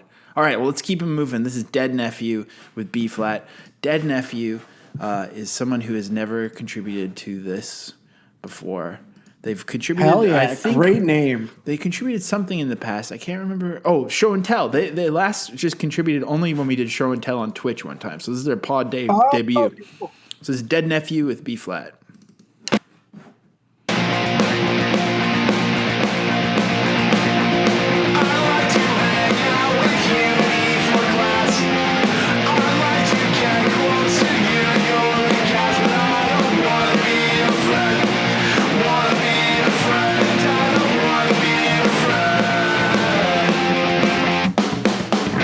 Okay, I think that all pop punk vocals should sound like this. Like, I've never recorded a demo and didn't just treat the vocals exactly like this. Like, I want everything to sound like it's going through like a metal sound. Yeah. You know what's great about you saying that? It's coming back to me. Oh, I also love this is like a faithful recreation of the song because I wanted to just hear the song again right now. You know? Yeah. I love that you said that because I remembered when Dead Nephew was on the Twitch stream, they had written all these songs but didn't have a vocalist. And then now for this contribution, they said, I sing and write music a lot, but this is the first song I've ever recorded and released with my vocals on it. So that's their first time singing. Yo, honestly, nailed it. It sounds so good. Like, straight up, I love that vocal treatment. And on like a pop punk song like that, it's just so fucking perfect. Not to mention, like, I don't know what that's called, the acapella. Yeah, but like everything was perfectly in key. And I mean, yeah, that was so good. Dead Nephew. Yeah, hell yeah. May you live on, Dead Nephew. Up next is Dionea Spouse, who accidentally called themselves Dionea House last week. And so they were called that last week until they reminded me on email to change it I mean, basically whatever I see here is what's going to get right out is what I'm trying to say. Mm-hmm. So this is Dionea Spouse, I'm pretty sure, with B flat.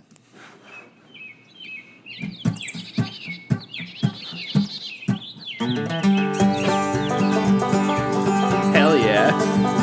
Yeah. I'd like to hang out with you. You got class. I'd like to get close to you. You're a gas. I don't wanna be your friend. Wanna be your friend. Wanna be your friend. I'd like to walk home with you after school. I'd like to hang out with you, cause you're cool. I don't wanna be your Such a friend. nice vibe. This makes me wish I was outside and in summer, you know? And I was drinking a lemonade, not even a hard one necessarily. Oh yeah, listen to that. And I want to know, are those fake bird sounds or real ones? You just go down Yeah, to are you outside when you record this? Did you go down to the crick to record that, or is that a non? Yeah, is that authentic crick vibes? I just like to say crick. I've also felt like I was appropriating while I said it, but I think I'm allowed. I mean, you're appropriating like even whiter culture, right? That's true. Yeah, it's one of those things where you can go, am I punching up? Is it possible to get any whiter than me? I don't know. That's another question, I guess. Well, I'm talking about I'm getting emotional thinking about boogers and farts this week. All right. We got the return of the band Dog, which was Martin and Taylor, but this week they've got Blair Pierogi also. And so it's half of Doggo, 3/4 of Spacer. So they've called themselves Space Dog, actually, but you're just seeing it as Dog, Sam, but it's Space Dog. Okay, but Space Dog. Okay, that's sick.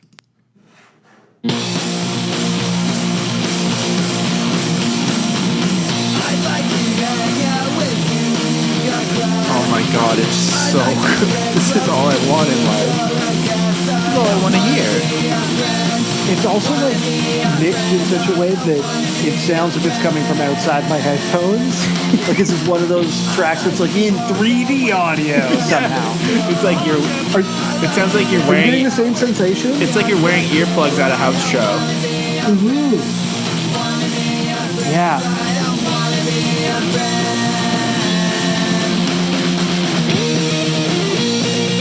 Ooh, tasty. I can taste it.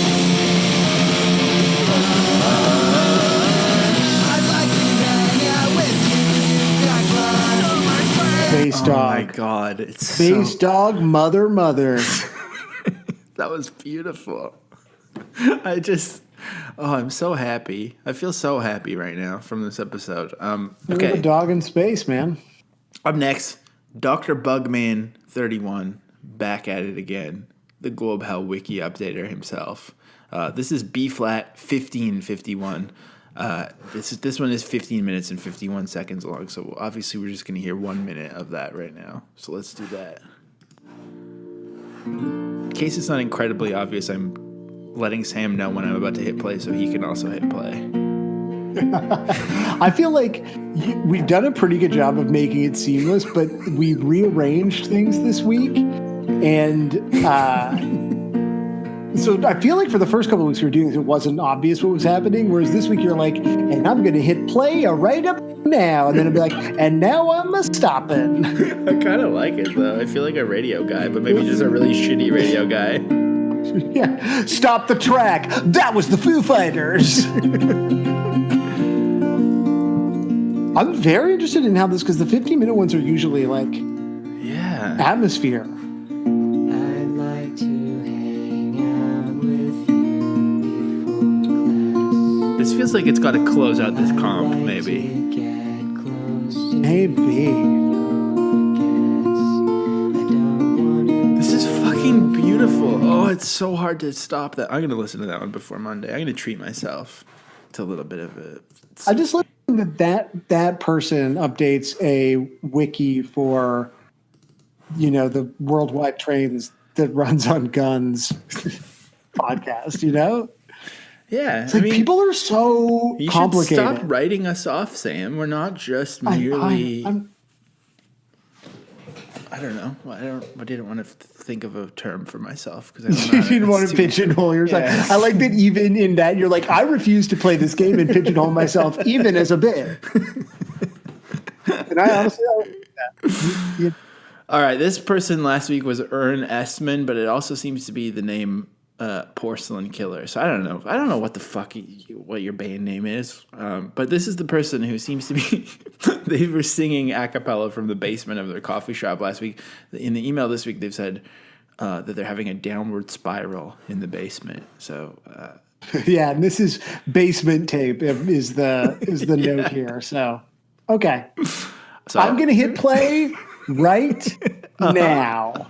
I'd like to hang out with you, you've got class. I'd like to get close to you, you're a gas. I mean, I don't want to we're just be doing your art friend. now when we do this. Wanna be Yeah. your friend, I also do like the idea of your this person being like documenting their slow descent into like kind of late I'd like quarantine to madness walk by home recording with these acapella you covers in the after basement of the coffee shop school. they Your are at. books, That is I'd like to quite hang sick. out with you 'cause you're cool. I don't Makes the wanna song be very your sinister. friend. Yeah. Wanna See, like be this versus your the kind of K friend. Records I one is don't bringing out just like wanna a be your very different emotions, you know? friend. Well, it's funny you say that because it reminds me of the I'd Soul like K to Records Modest hang Mouse out release with Sad Sappy you. Sucker, which You've includes got class, some so demos much that were written class on an if you answering machine. come over. That was amazing. I'm stopping it now, by the way. I also stopped it. It was Okay. perfectly seamless, but we're just sort of sabotaging ourselves, which is that fits with the energy of the show this week, I think. Yeah. So this is from Final. You're gonna start Flag. introducing them to. Are you trying Sparkling to? water, Are you trying to get mixed some? Are you trying to like? Final. Are you trying to claim some stake in my episode right now? Is that what you're trying to do? I am. Yeah, I'm moving in. So this I'm is letting people know that I also can see what's happening. this is I can control the show if I want. this is Sparkling Water, aka Caleb, who has done the classic thing of submitting the song and then sending me an email being like, "Please don't use that one," and then sending me another email and then DMing me and saying, "Please make sure you use the one that says final and then square brackets final again because it's saved over the last final." And then it says mix 3 final. So So that's not a joke. no, it's sincere, and so this better be a fucking pristine sounding. If I hear any mistakes in this, like then that's going to be just embarrassing. We're gonna have to cancel I'm the- listening extra close. yeah, here. me too. Okay, I'm hitting play. So I heard the guitar, like the sticks clicking. I don't know if you want that. I mean, Yeah. I don't know. You want to keep those? Oh my god, the drums are insane though. wait, there's some tinkling.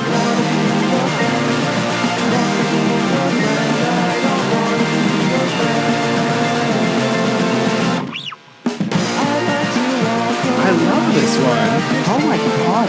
What is the? Oh, it's a guitar. I thought it was a piano. There's some beautiful fuzz on this one.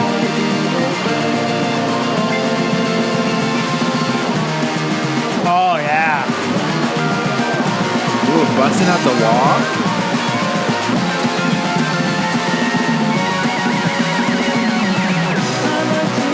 Sam, have you ever written a song with a key change in it? No, I've never. This is the first song with a key. I've ever written. Yeah. This is I've ever heard. I was like, no, this is the first song I've ever heard with a key change. Yeah. Oh yeah. I mean, we. I guess. Well, you guys have done those like concept EPs or whatever. Yeah, we've never done a song that like repeats a chorus like with a key change. We just like will like change the key of a song just to make it like more complicated and ensure that a few less people like us, you know? What? Like you'll just change the Why key was- and do a different part later? Yeah. Or like, and then we'll like come back to that part and we will have changed the key. Oh, You know, okay. So and it's purely to keep ourselves entertained, but it's also just enough to be like, why is this pop band like making me uncomfortable? I you think know? it's because you haven't sat down and figured out how to noodle and riff, and so you're trying to get your riffing and noodling into other ways by just moving. No, because it's not me. I'm like the simpleton. This is Right. like what all the musical people in the band do Okay, around I like the see. dumb idea I have. Yeah. So it's not the way that I'm expressing my nudes. Have you written a song with a key I'm change? trying to think. I don't know. I feel like I did, but maybe not. Like I feel like I definitely can't think of it off the top of my head, and it feels so good when it happens in this song. It's so good. I don't know why we never have, and I don't know. We should both go away and write a good song with a keychain. The anthem of one of the many anthems of 155. Of course, we got to shout out Auto Syndicate with Bongo Dance, the song of 2020 and 2021. I think already easily the song of 2021. The reason that song hits so hard is that the verses and the choruses are in different keys, and so when you hit the chorus, it like elevates a little bit. It's so good. Bongo Dance. Okay, Fish Tricks, B flat. Let's do this. Oop. Found your nudes. There we go. Oh, there's some nice painting in here. I'm sorry for making it mono, everyone. I should make it a Patreon tier that if we reach a certain amount, I'll start doing the extra few hours of work every week to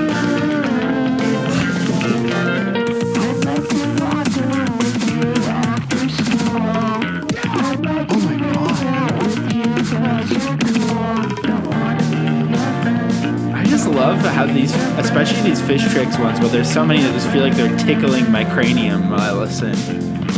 Yeah, I'm getting. Is this like the sensation that people get from ASMR? Like, I think I get that from all these all the jangly news. Oh yeah.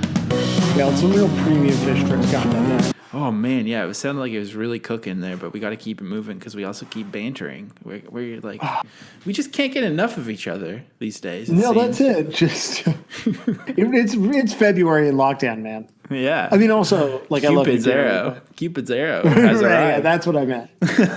All right, up next is Trevor impersonator Gob Flat. Trevor says it's their first time recording their own vocals, and it ended up sounding. Well, should I say what they think it sounds like first, or should we listen? What do you think? Let's listen and then guess what they think it sounds like. I'm going to remember what I just read, so that's it's no longer fun for me. Okay, well, it's for me and the audience, you know? Okay, there's an audience too. I always forget. Okay, here we go. Yeah, this is not just you sharing your favorite feedback covers with me. I'd like to hang Oh man, I'll be honest, I didn't realize that we started until there was silence. I'd like to get close to you. So I'm starting now. Sam's like 15 seconds behind the rest of us. Yeah. I'd like to walk home with you after school. I do not know what this sounds like. It doesn't sound like to me like what Trevor thinks it sounds like, but it sounds cool. It's similar to the I don't want to be a friend. what was the one with the toilet flushing? There was like somebody who hadn't submitted before. Yeah, Brooke. It was like the same thing where like a sort of new sparse way of like. I'd like to hang out with. Well, yeah, I don't think you're not gonna get it from that, but Trevor thought that it sounded like Sufjan at Graceland. So I guess a little bit of Sufjan and a little bit of Elvis, which is just kind of two things that are so disparate that maybe it makes sense because it's just my brain feels like it's splitting in half to even imagine that. So, but I loved that. That was so good, and that was awesome. I loved the organ. I love a good organ that just climbs up the scale. It sounds so nice. All right, I'm very excited about this next one. It's a return of somebody, the star of the Vampire Weekend compilation. Of course, I'm talking about Vampire Crack. This week, their artist name is Gobs of Vampire Crack. I did notice that I did read the email this week. It's supposed to say B flat, not B flag, but that kind of just makes it even more punk that it says B flag. B flag is so punk, yeah. And it's a Reno mix because, of course, there's also the infamous Slap-a-Ham pre-Iron Lung power violence band called Gob from Reno. So this is apparently a tribute to them. And so just so that it's obvious to Sam so he doesn't fuck it up again, I'm going to hit play right now. As the school year comes to a close, I got it. one thing left to check off your to-do list, and that's I followed. Is it even worth it given that there's so little time left? I would say yes, and I'll explain how to do it right after this.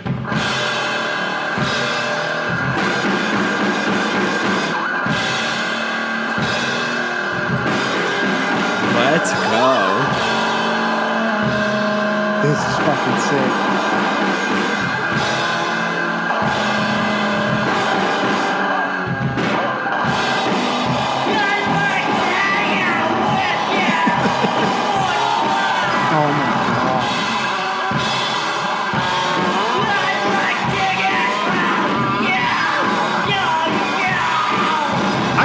B flag fits. Yeah, this is very B flat.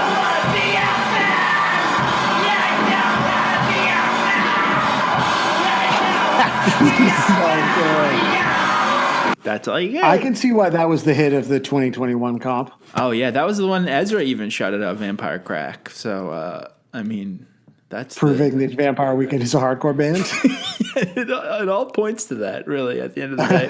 All right, of course we got someone trying to teach us about fucking rocks again because of the rocks how pun. So this is Gobsidian being flattened. This is part 2 of the volcano saga that started last week, which if I barely remember, but I think I learned something about volcanoes. So let's see what else we learn now with being flattened. After the eruption, all the surroundings of the volcano had been flattened. Local communities of all classes were overwhelmed by toxic gases. I saw the heat and fun, I hope it never ends. I saw the heat and fun, I hope it never ends.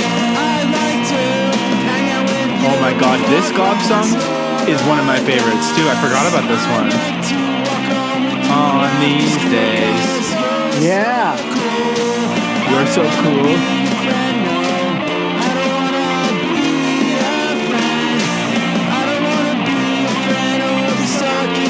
See, that's what I mean about like not being able to say, because I hear that song from How Far Shall It Takes You, and I think I always feel like I've forgotten about it for years, even though I listen to it pretty regularly, and then I feel like I need to go listen to it. Like there's still that spark of joy in Gob songs. I'm sparked, baby. All right, Johnny B flat from the boy Grant Gerke. Let's do this one.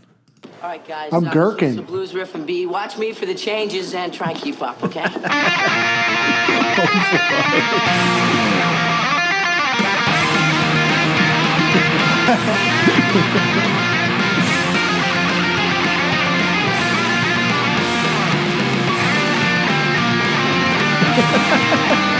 Yeah.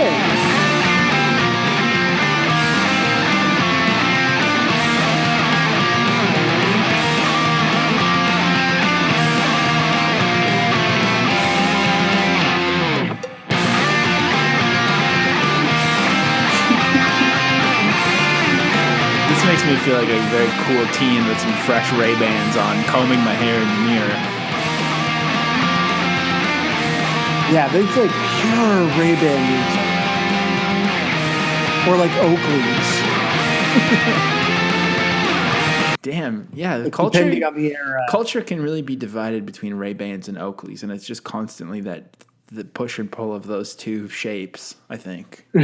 It's true. We're so deep We're so deeply in an Oakley era right now, but I think inevitably Ray-Bans have to fight their way back in at one point.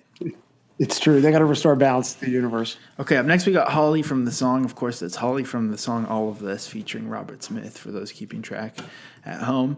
Holly says that she's submitted several times before, but she's usually just the ideas guy. And she's always relied heavily on her husband and friends. But this is the first time she's ever recorded by herself. She didn't even know she had to like Google what a chord was for her piano and stuff. So that's really exciting. Oh, sick. And not only that, Yeah, that's awesome. But the song is called Baby Flatulence for Long. So I don't know, like, I mean, yeah, Okay, my interest is peaked. Let's go. I like to hang out with you. You've got class. I like to get close to you. You're a gas. I don't want to be your friend. But she used a karaoke mic. It sounds so cool. That's awesome.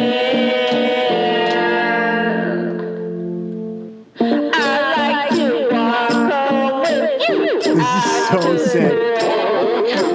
It sounds like the Yeah Yeah Yeahs to me. Oh yeah, it just feels like this is like the perfect like way of capturing the just like joy, the really simple joy in the song. It's perfect. Totally. I nailed the key change too. Oh yeah. All right, I can't wait to finish that one. That's amazing. Great work, Holly, from the song. I can't believe there's this Blink-182 song about you. Also, it's crazy. It's pretty incredible, and like great job googling those chords. They sounded nice. Yeah, that's true. And thank you, Google, also for all you do for us. Yeah. Shout out Google. Shout out Sergey. All right, we got Jordan Lane up next, another person who's contributed tons, person who's a huge sort of source of entertainment and information in the Discord, and someone that I consider a friend, but also somebody who is notoriously tweaking the mix. So we've got Export 2 here on Jordan Lane's. Yeah. Love it. I love it so much because it's so relatable, you know? Yeah, totally. I mean, I get. I never do the final thing. What I do is this, where it's like, 2, 3. You know, the numbers make sense to me. It's the final is chaos. It's true. All right, here we go. Sometimes, I do like real actual final and stuff too. Oh yeah. We're using all the modifiers. Okay, final. Play, hit play now. Final.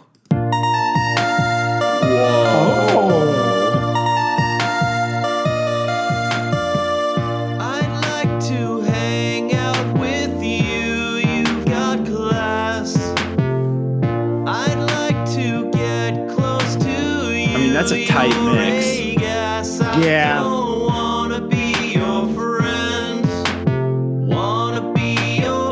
I just want to sing this song now. Like this movie, so many people sing it, you know? Beautiful. That is nice. That's so nice. I'd like to walk home with you after school. I'll hold your books, and I'd like to hang out with you. That is Cause you're cool. I don't wanna be your friend. Wanna be your friend. I don't want. That I'm gonna go ahead and say that one was also really sexy. That was like the sexiest 8-bit remix I've ever heard, because it was just perfectly 8-bit, but only a tiny bit of 8-bit too. Like the beats and the bass and everything was like nice and modern. The way that it sounds with the note holds, ooh, yeah. And then Jordan's voice, whew, killing it. Totally. All right, I'm next. Get some motor running. Yeah, Export 2 nailed it. Thank you so much for sending us Export 2 instead of Export 1. All right. I'm glad that you went back. Mateus Ayers with B flat. And I'm going to still formally say out loud that I'm going to hit play right now.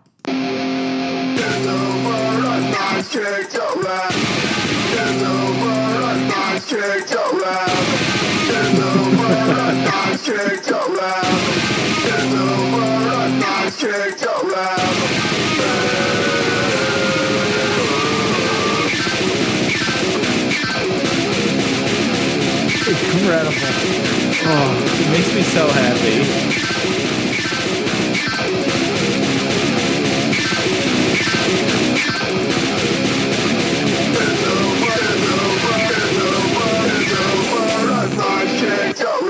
I do really want to know, Mateus Ayers. I don't know if you're in the Discord, but I want to know. That's a process I want to know. How does that work? Yeah, let us in, you know? That's sick. Because there's just some stanky riffs all the time. Just some like guitar. Yeah. I make guitar face while I'm listening to it. And that's, it's quite putrid, the riffs. Yeah, they really are putrid riffs. Absolutely. Okay, Moonbrains, B flat, and I see you calling them. Said I don't know if that's a switch or not. Moonbrains last week was kicking themselves for not finishing the Gob cover. And so they decided to kind of combine them together.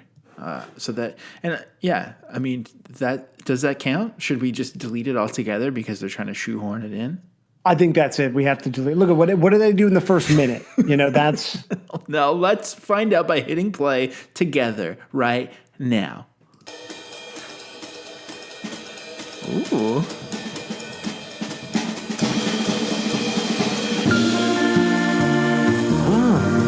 No, that was definitely worth the.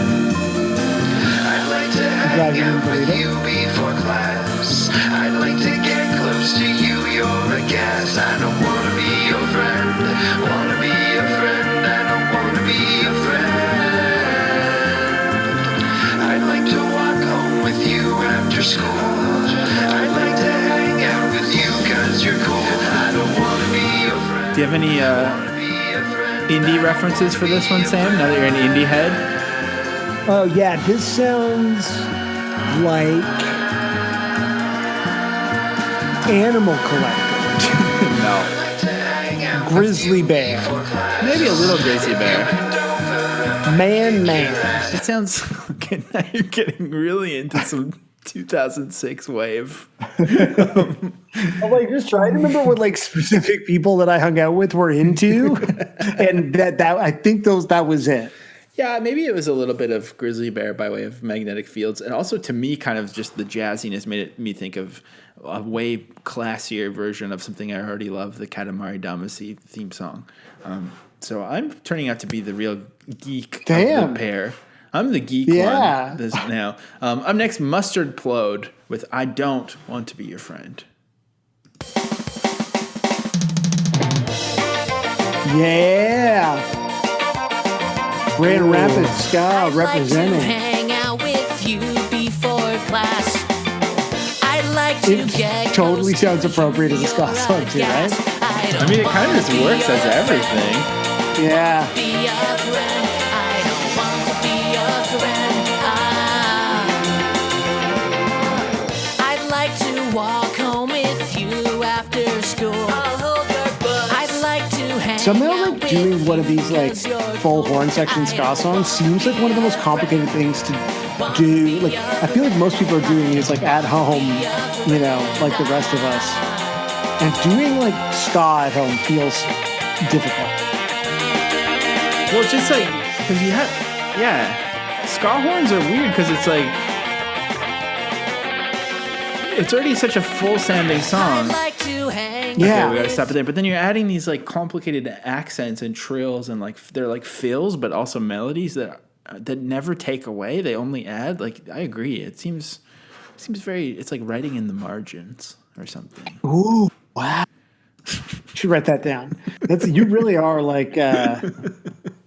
It's like the Indie Heads podcast over here. Loud, I hated myself for saying that. The horns and ska It's are like, I almost like like knowing what you would writing in the margins.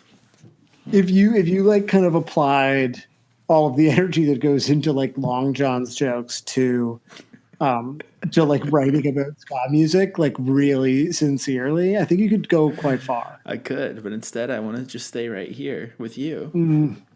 And I want to hit. Well, I mean, how could you not with bands like Mysterious They Hardcore? Yeah, so we got the return of Mysterious They Hardcore. Once again, let me see. I should plan ahead. But once again, Mysterious They Hardcore. First time doing hardcore vocals myself, slowly learning what mixing is. So, I mean, this is just pure growth right now. Mysterious They Hardcore, let's fucking do this.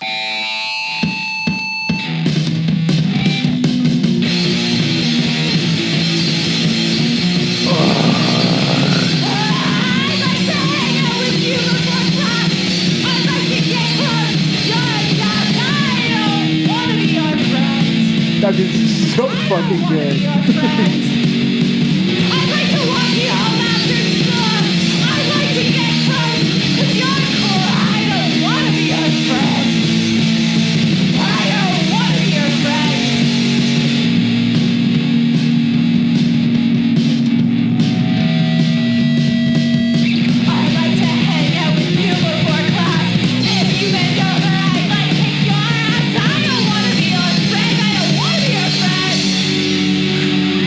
Yeah, I mean, yeah. It doesn't get any better than that, really. But also, it doesn't get any better. I love that. Okay, let me do another like pretentious music writer thing.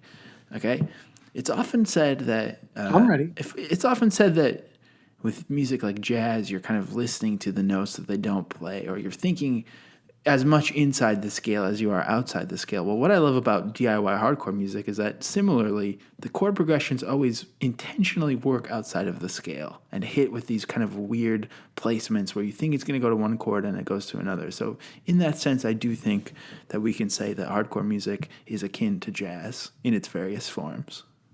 Holy shit, man. That was awesome. Was it okay, do you think? Yeah, I bought it. I was like, this is the shape of jazz to come, as Mysterious They Hardcore. Well, whatever. Here's Pretty Maddie now with B flat. Pretty Maddie.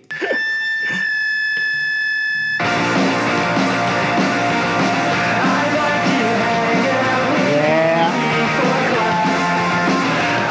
I think a lot of Pretty Maddie's songs have a B flat vibe Yeah, like this feels very natural. in the best possible way. Yeah, completely.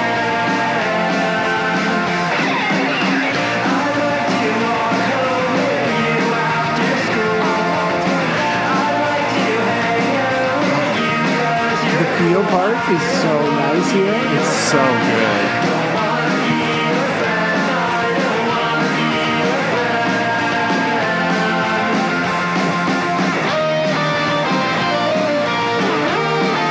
Oh my God.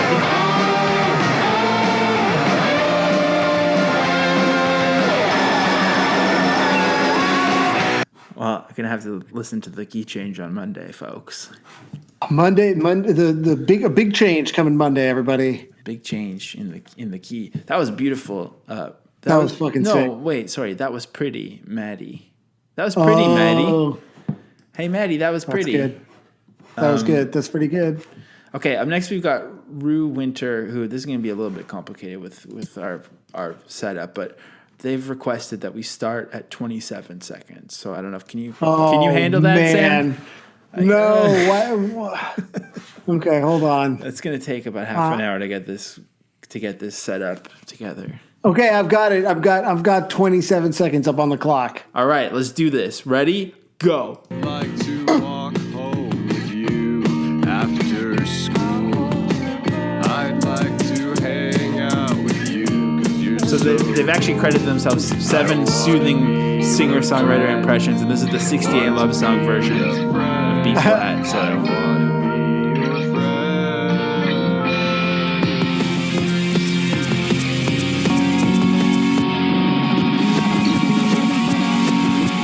Shout out to the foreskin guy from How To with John Wilson, who's also a big Magnetic Fields fan. Oh, okay, yeah. That makes more sense. If he was super into God, that would have been cool.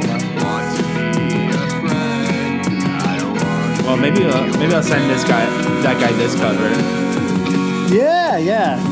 Feel like it's like if Stevie Merritt was into like boogers.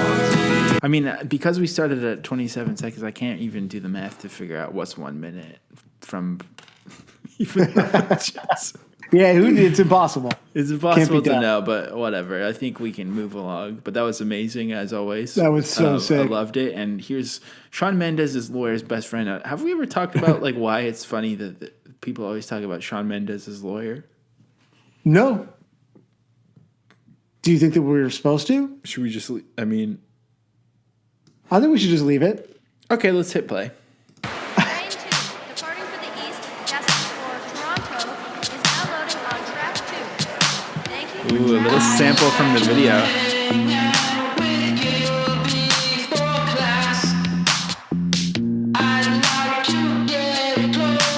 These like kind of deconstructed post-punk things are fucking awesome. Yeah. I still just find it insane that Shawn Mendes' lawyer is best friends with someone who's this cool. That shouldn't be shocking. Shawn's cool. I still need to watch that Shawn Mendes doc. No, you don't. That edited vocal is so cool. The way that the vocals clipped off is so rad.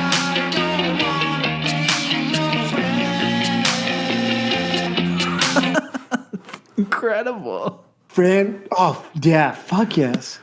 See, like that should let that reflect back on Shawn Mendes. Next time you hear "In My Blood," I don't know if it does it. I don't know if Gob it's is also in his blood. I don't know if it's cool enough to go through Shawn Mendes' lawyer's best friend, through to Shawn Mendes' lawyer, through to me thinking Shawn.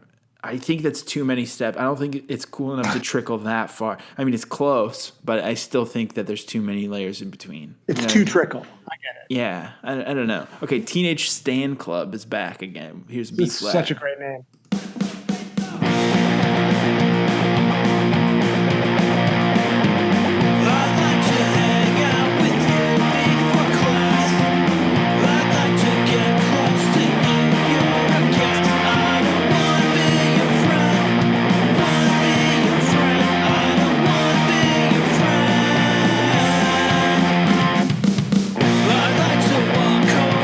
It really does. I love just like these ones that are like the perfect palate cleanser a little bit. Exactly. Of just like, yes, like just hearing like a kind of straightforward, just like sick, still totally unique because of the way that people put these together and how everybody sings and stuff. It's so awesome. Yeah. And a little. I don't know what it is about Gob's. I don't know what it is about Gob's lead guitars that always make me think of pirates. Like before pirate shanties, before we talked about Bad Religion, I always associate it with like it sounded like a pirate jig. Yeah. I don't know why. It's like it's hard to explain other than it just to say that it feels like that. You know. I don't know. Man. Yeah, it's for like cool pirates though. Exactly. Like people who pirate movies. The best kind. The best kind. Yeah. All right, up next, the return of Tender Hell, who gave us that beautiful, I think it was Rhodes. No one told me I was wrong last week. The beautiful piano version. So here's Tender Hell with B flat chested. Toilet again. Hell yeah. I want to make sure you shit. You see everything? Because you're ugly, ugly, ugly, ugly. I'd like to hang out with you before class. Oh my God. Close to you, you're a gas. I don't wanna be your friend. Wanna be your See, this one, this. I don't wanna be your friend. The album art of As Seen on TV, I was going to say earlier, something about it felt very John Hughes, but like when John Hughes is being really immature, like writing for National Lampoon or whatever. This feels like, I feel like I could hear this song when Molly Ringwald is like, realizes she's late for school and is running to get ready. Yeah, totally.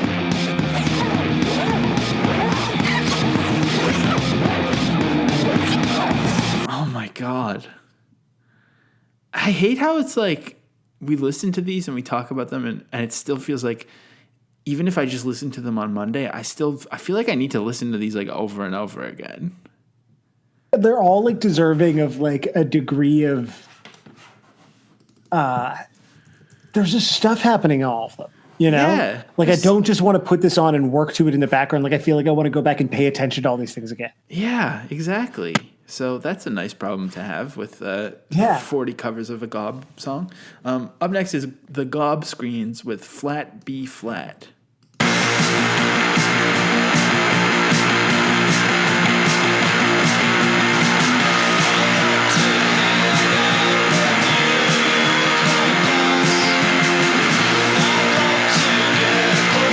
The big chord hits, the sounds so good back there.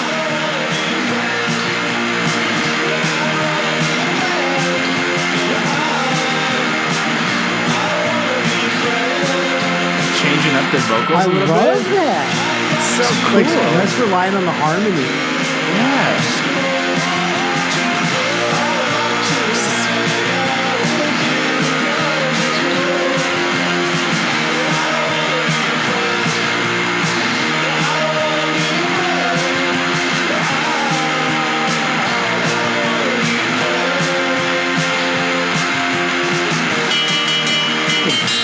I'm God baby. Oh my God, whatever that solo was insane. That was so cool. That reminded me a little bit of like the band Parts and Labor, or like kind of like the wave of fake punk indie that was so sick in 2008 or 2009. Blood on the floor, blood on the wall, blood on the floor. I can't remember Like It's like there was blood on the dance floor, but that was one of those like crunkcore bands. oh yeah, that's like the most evil people ever or something. Yeah, they all were like, I mean, they were like canceled before they were a band. I feel like it was like you saw them and you're like, well, these people are probably canceled. Okay, up next is the Golden Umbrellas. This is the person who listens to the song, records a cover they've never heard. You know what I'm trying to say? The person who Right? Yeah. They're just. No, but which lyrics did they find? Yeah, that's a good question. But I'm just trying to see. They're just saying that they always find that they're surprised by what they do versus what is latched onto in the song versus what they do. And they said, this cover is in F major and the only accidental in that key is B flat, serendipity. I can't remember what accidental means, but I probably could have just gone along with that and pretended to know and would have gotten away with it. But that's not how it works here, you know? We just got to live our No, truth. it's good to talk through it. Yeah, for sure. Okay, here we go. And I think I said the Golden Umbrellas, but it's the Golden Umbrella Stands. So here we go. Okay. I'm going to go ahead and say, though, that this is definitely not what you thought Gob sounded like. Interesting.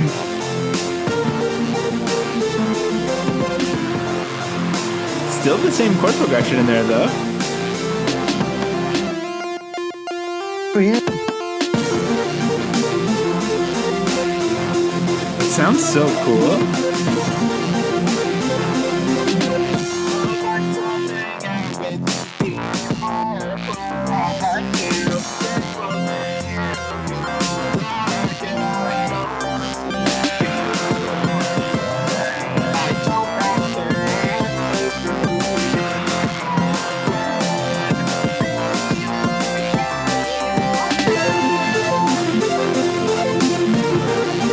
That one, I feel like that was close. Yeah, because I feel like before it was often like, you know, just the lyrics, whereas that like felt like a cover of it. Just again, like with sort of some really interesting variation. Yeah, I think they could have gotten away with it if they hadn't have been so honest. But that's It the problem. wasn't for you meddling kids. That's all of our fault here. Is we're just all being too honest and too wonderful to each other, and we're just That's too it. sweet. Okay. We'll have to learn to keep some secrets. Up next is the Silver Bullets. This is another. I mean, last week the message I got from this person with the song was so confusing. This week I'm sending it to you on Discord, or I mean on GChat as well. It's like it's very confusing what they've written here. Hello again. Thank you. Feature our sounds up. Have your bands also made leader entrance songs? This how knowing saviors asked us some anthems when Youth Spirit of Canada landed. I mean, it just goes on. And so this one is called the We Organization Mark and Craig Sea Org entrance theme and refrain 3.0 2008 leaked. So it's a like We Day joke, right? Like Craig Kielberger and I guess is Mark the other Kielberger. Remember they're like brothers. Come, you know. Oh, is that charity? Free the Children, right? Craig Kielberger was this like yeah. Okay, but then Sea Org wide-eyed idea, and so Sea Org is I think because We Day basically is like, and we as a charity is like super culty, and so I think they're making a joke comparing that to Scientology. Yeah, I've also never talked about it on the pod, but somebody did sign up our email address for the Church of Scientology. Oh, for Scientology. So I get regular Scientology. Is we like as a charity? Is that something that anyone outside of Canada does? Because here it's like the. You know, it's something I feel like I don't even know much about it, but isn't it something that like Rebel Media is always mad about or something? Too? Yeah, well, they're always mad about it because like it's a bloated it's the definition of like a bloated like Liberal Party charity where it's just like their entire thing. It's called We, right? And their whole thing is like me to we. It's basically like one big awareness fair, like the Clone High joke, where the theme is awareness, right? And they do shit all over, and they'll have like famous people come out, like so they'll hire like Justin Trudeau's whole family to go and give a speech in an arena in Vancouver, and they'll all get paid like $1 million, and it's like, and then we're all told to feel like it's like a great charitable moment. Well, I like how scary this one seems already. I mean, it's a very scary looking song title. So why don't we hit play? Why don't we just naturally, without any awkward stilted dialogue. Just hit play right now. That was smooth, man. The song's still in there. Yeah. And it's as spooky as the sort of file name suggested. Some nice booming 808 bass in the background too. I could hear like a cloud rapper on top of this. Main attractions or something.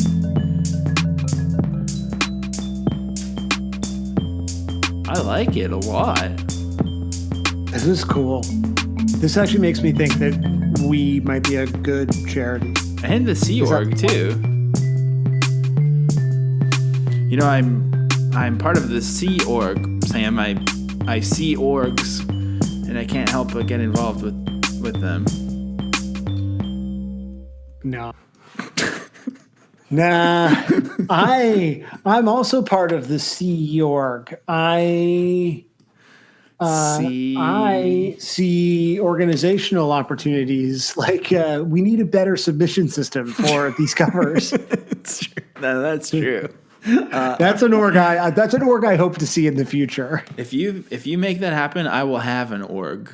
So that's okay. So 2 left here. We got the Varsity X's. I mean, I'm so excited. As soon as I saw this one come in, someone was like, "I tried something different this week." The Varsity X's. Are you kidding me? That's what more. And it's in parentheses is the shorts edition of the song. I mean, okay. I'm almost afraid to hit play because I already know it's going to be incredible. Also, it's in like reverse.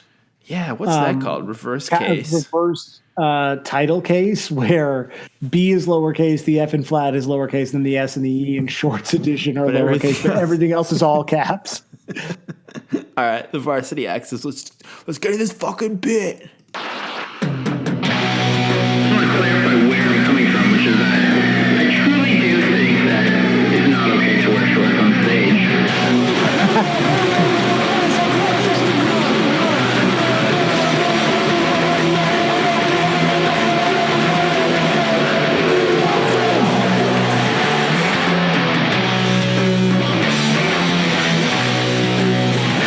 Let's go.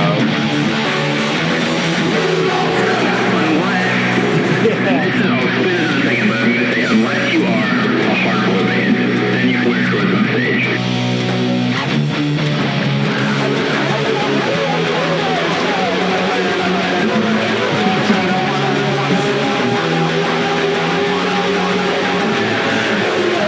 my mind, hardcore is not just a genre, but it's a way of life. You know, what's like you were so, I mean, maybe not sincerely, probably secretly a little bit, you were scared that things we said on the pod were going to be used against us and, you know, being quoted out of context and stuff. What I've noticed is that it's mostly fodder for like sound clip drops on Bandcamp releases. Yeah. We've mostly that's been it. sampled in song. Sampled in song as opposed to canceled all along. It's getting late. Now that we're trading personas, it's a very awkward middle phase right now for both of us. Yeah. These are growing pains for both of us. We're the middle section of Animorph's book cover right now. As we totally. I just like inexplicably sort of have frog eyes. Like another indie reference right there. Holy shit. Okay. It's all coming so naturally to me now. All right, let's close out on Tightrope Tiger, B flat, sus 2. I don't know if that's maybe that's a mixing. I'm hoping that's like the like final 2, like where it's like, is this mix kind of sus? It's still sus, but this is better too. Okay. All right, let's do this Tightrope Tiger. I like to hang out. Oh. Everyone's so talented. That like sort of like punk drum into just like piano fake out. It feels very like Slingshot Dakota to me. I'd like to walk home with you after school. Is there birds in this too? I think so. So many birds. I like that that's where multiple people sort of head went. It's like it's just like an enchanted time. It's either birds or toilets flushing. Give it away, man. That's it. Oh, this is beautiful. Okay. Vanessa Carlton in the mix. Yes. Oh. That was such a musical theater key change. Yeah, changing keys when you're playing piano makes everything sound kind of ragtimey. And that's B flat.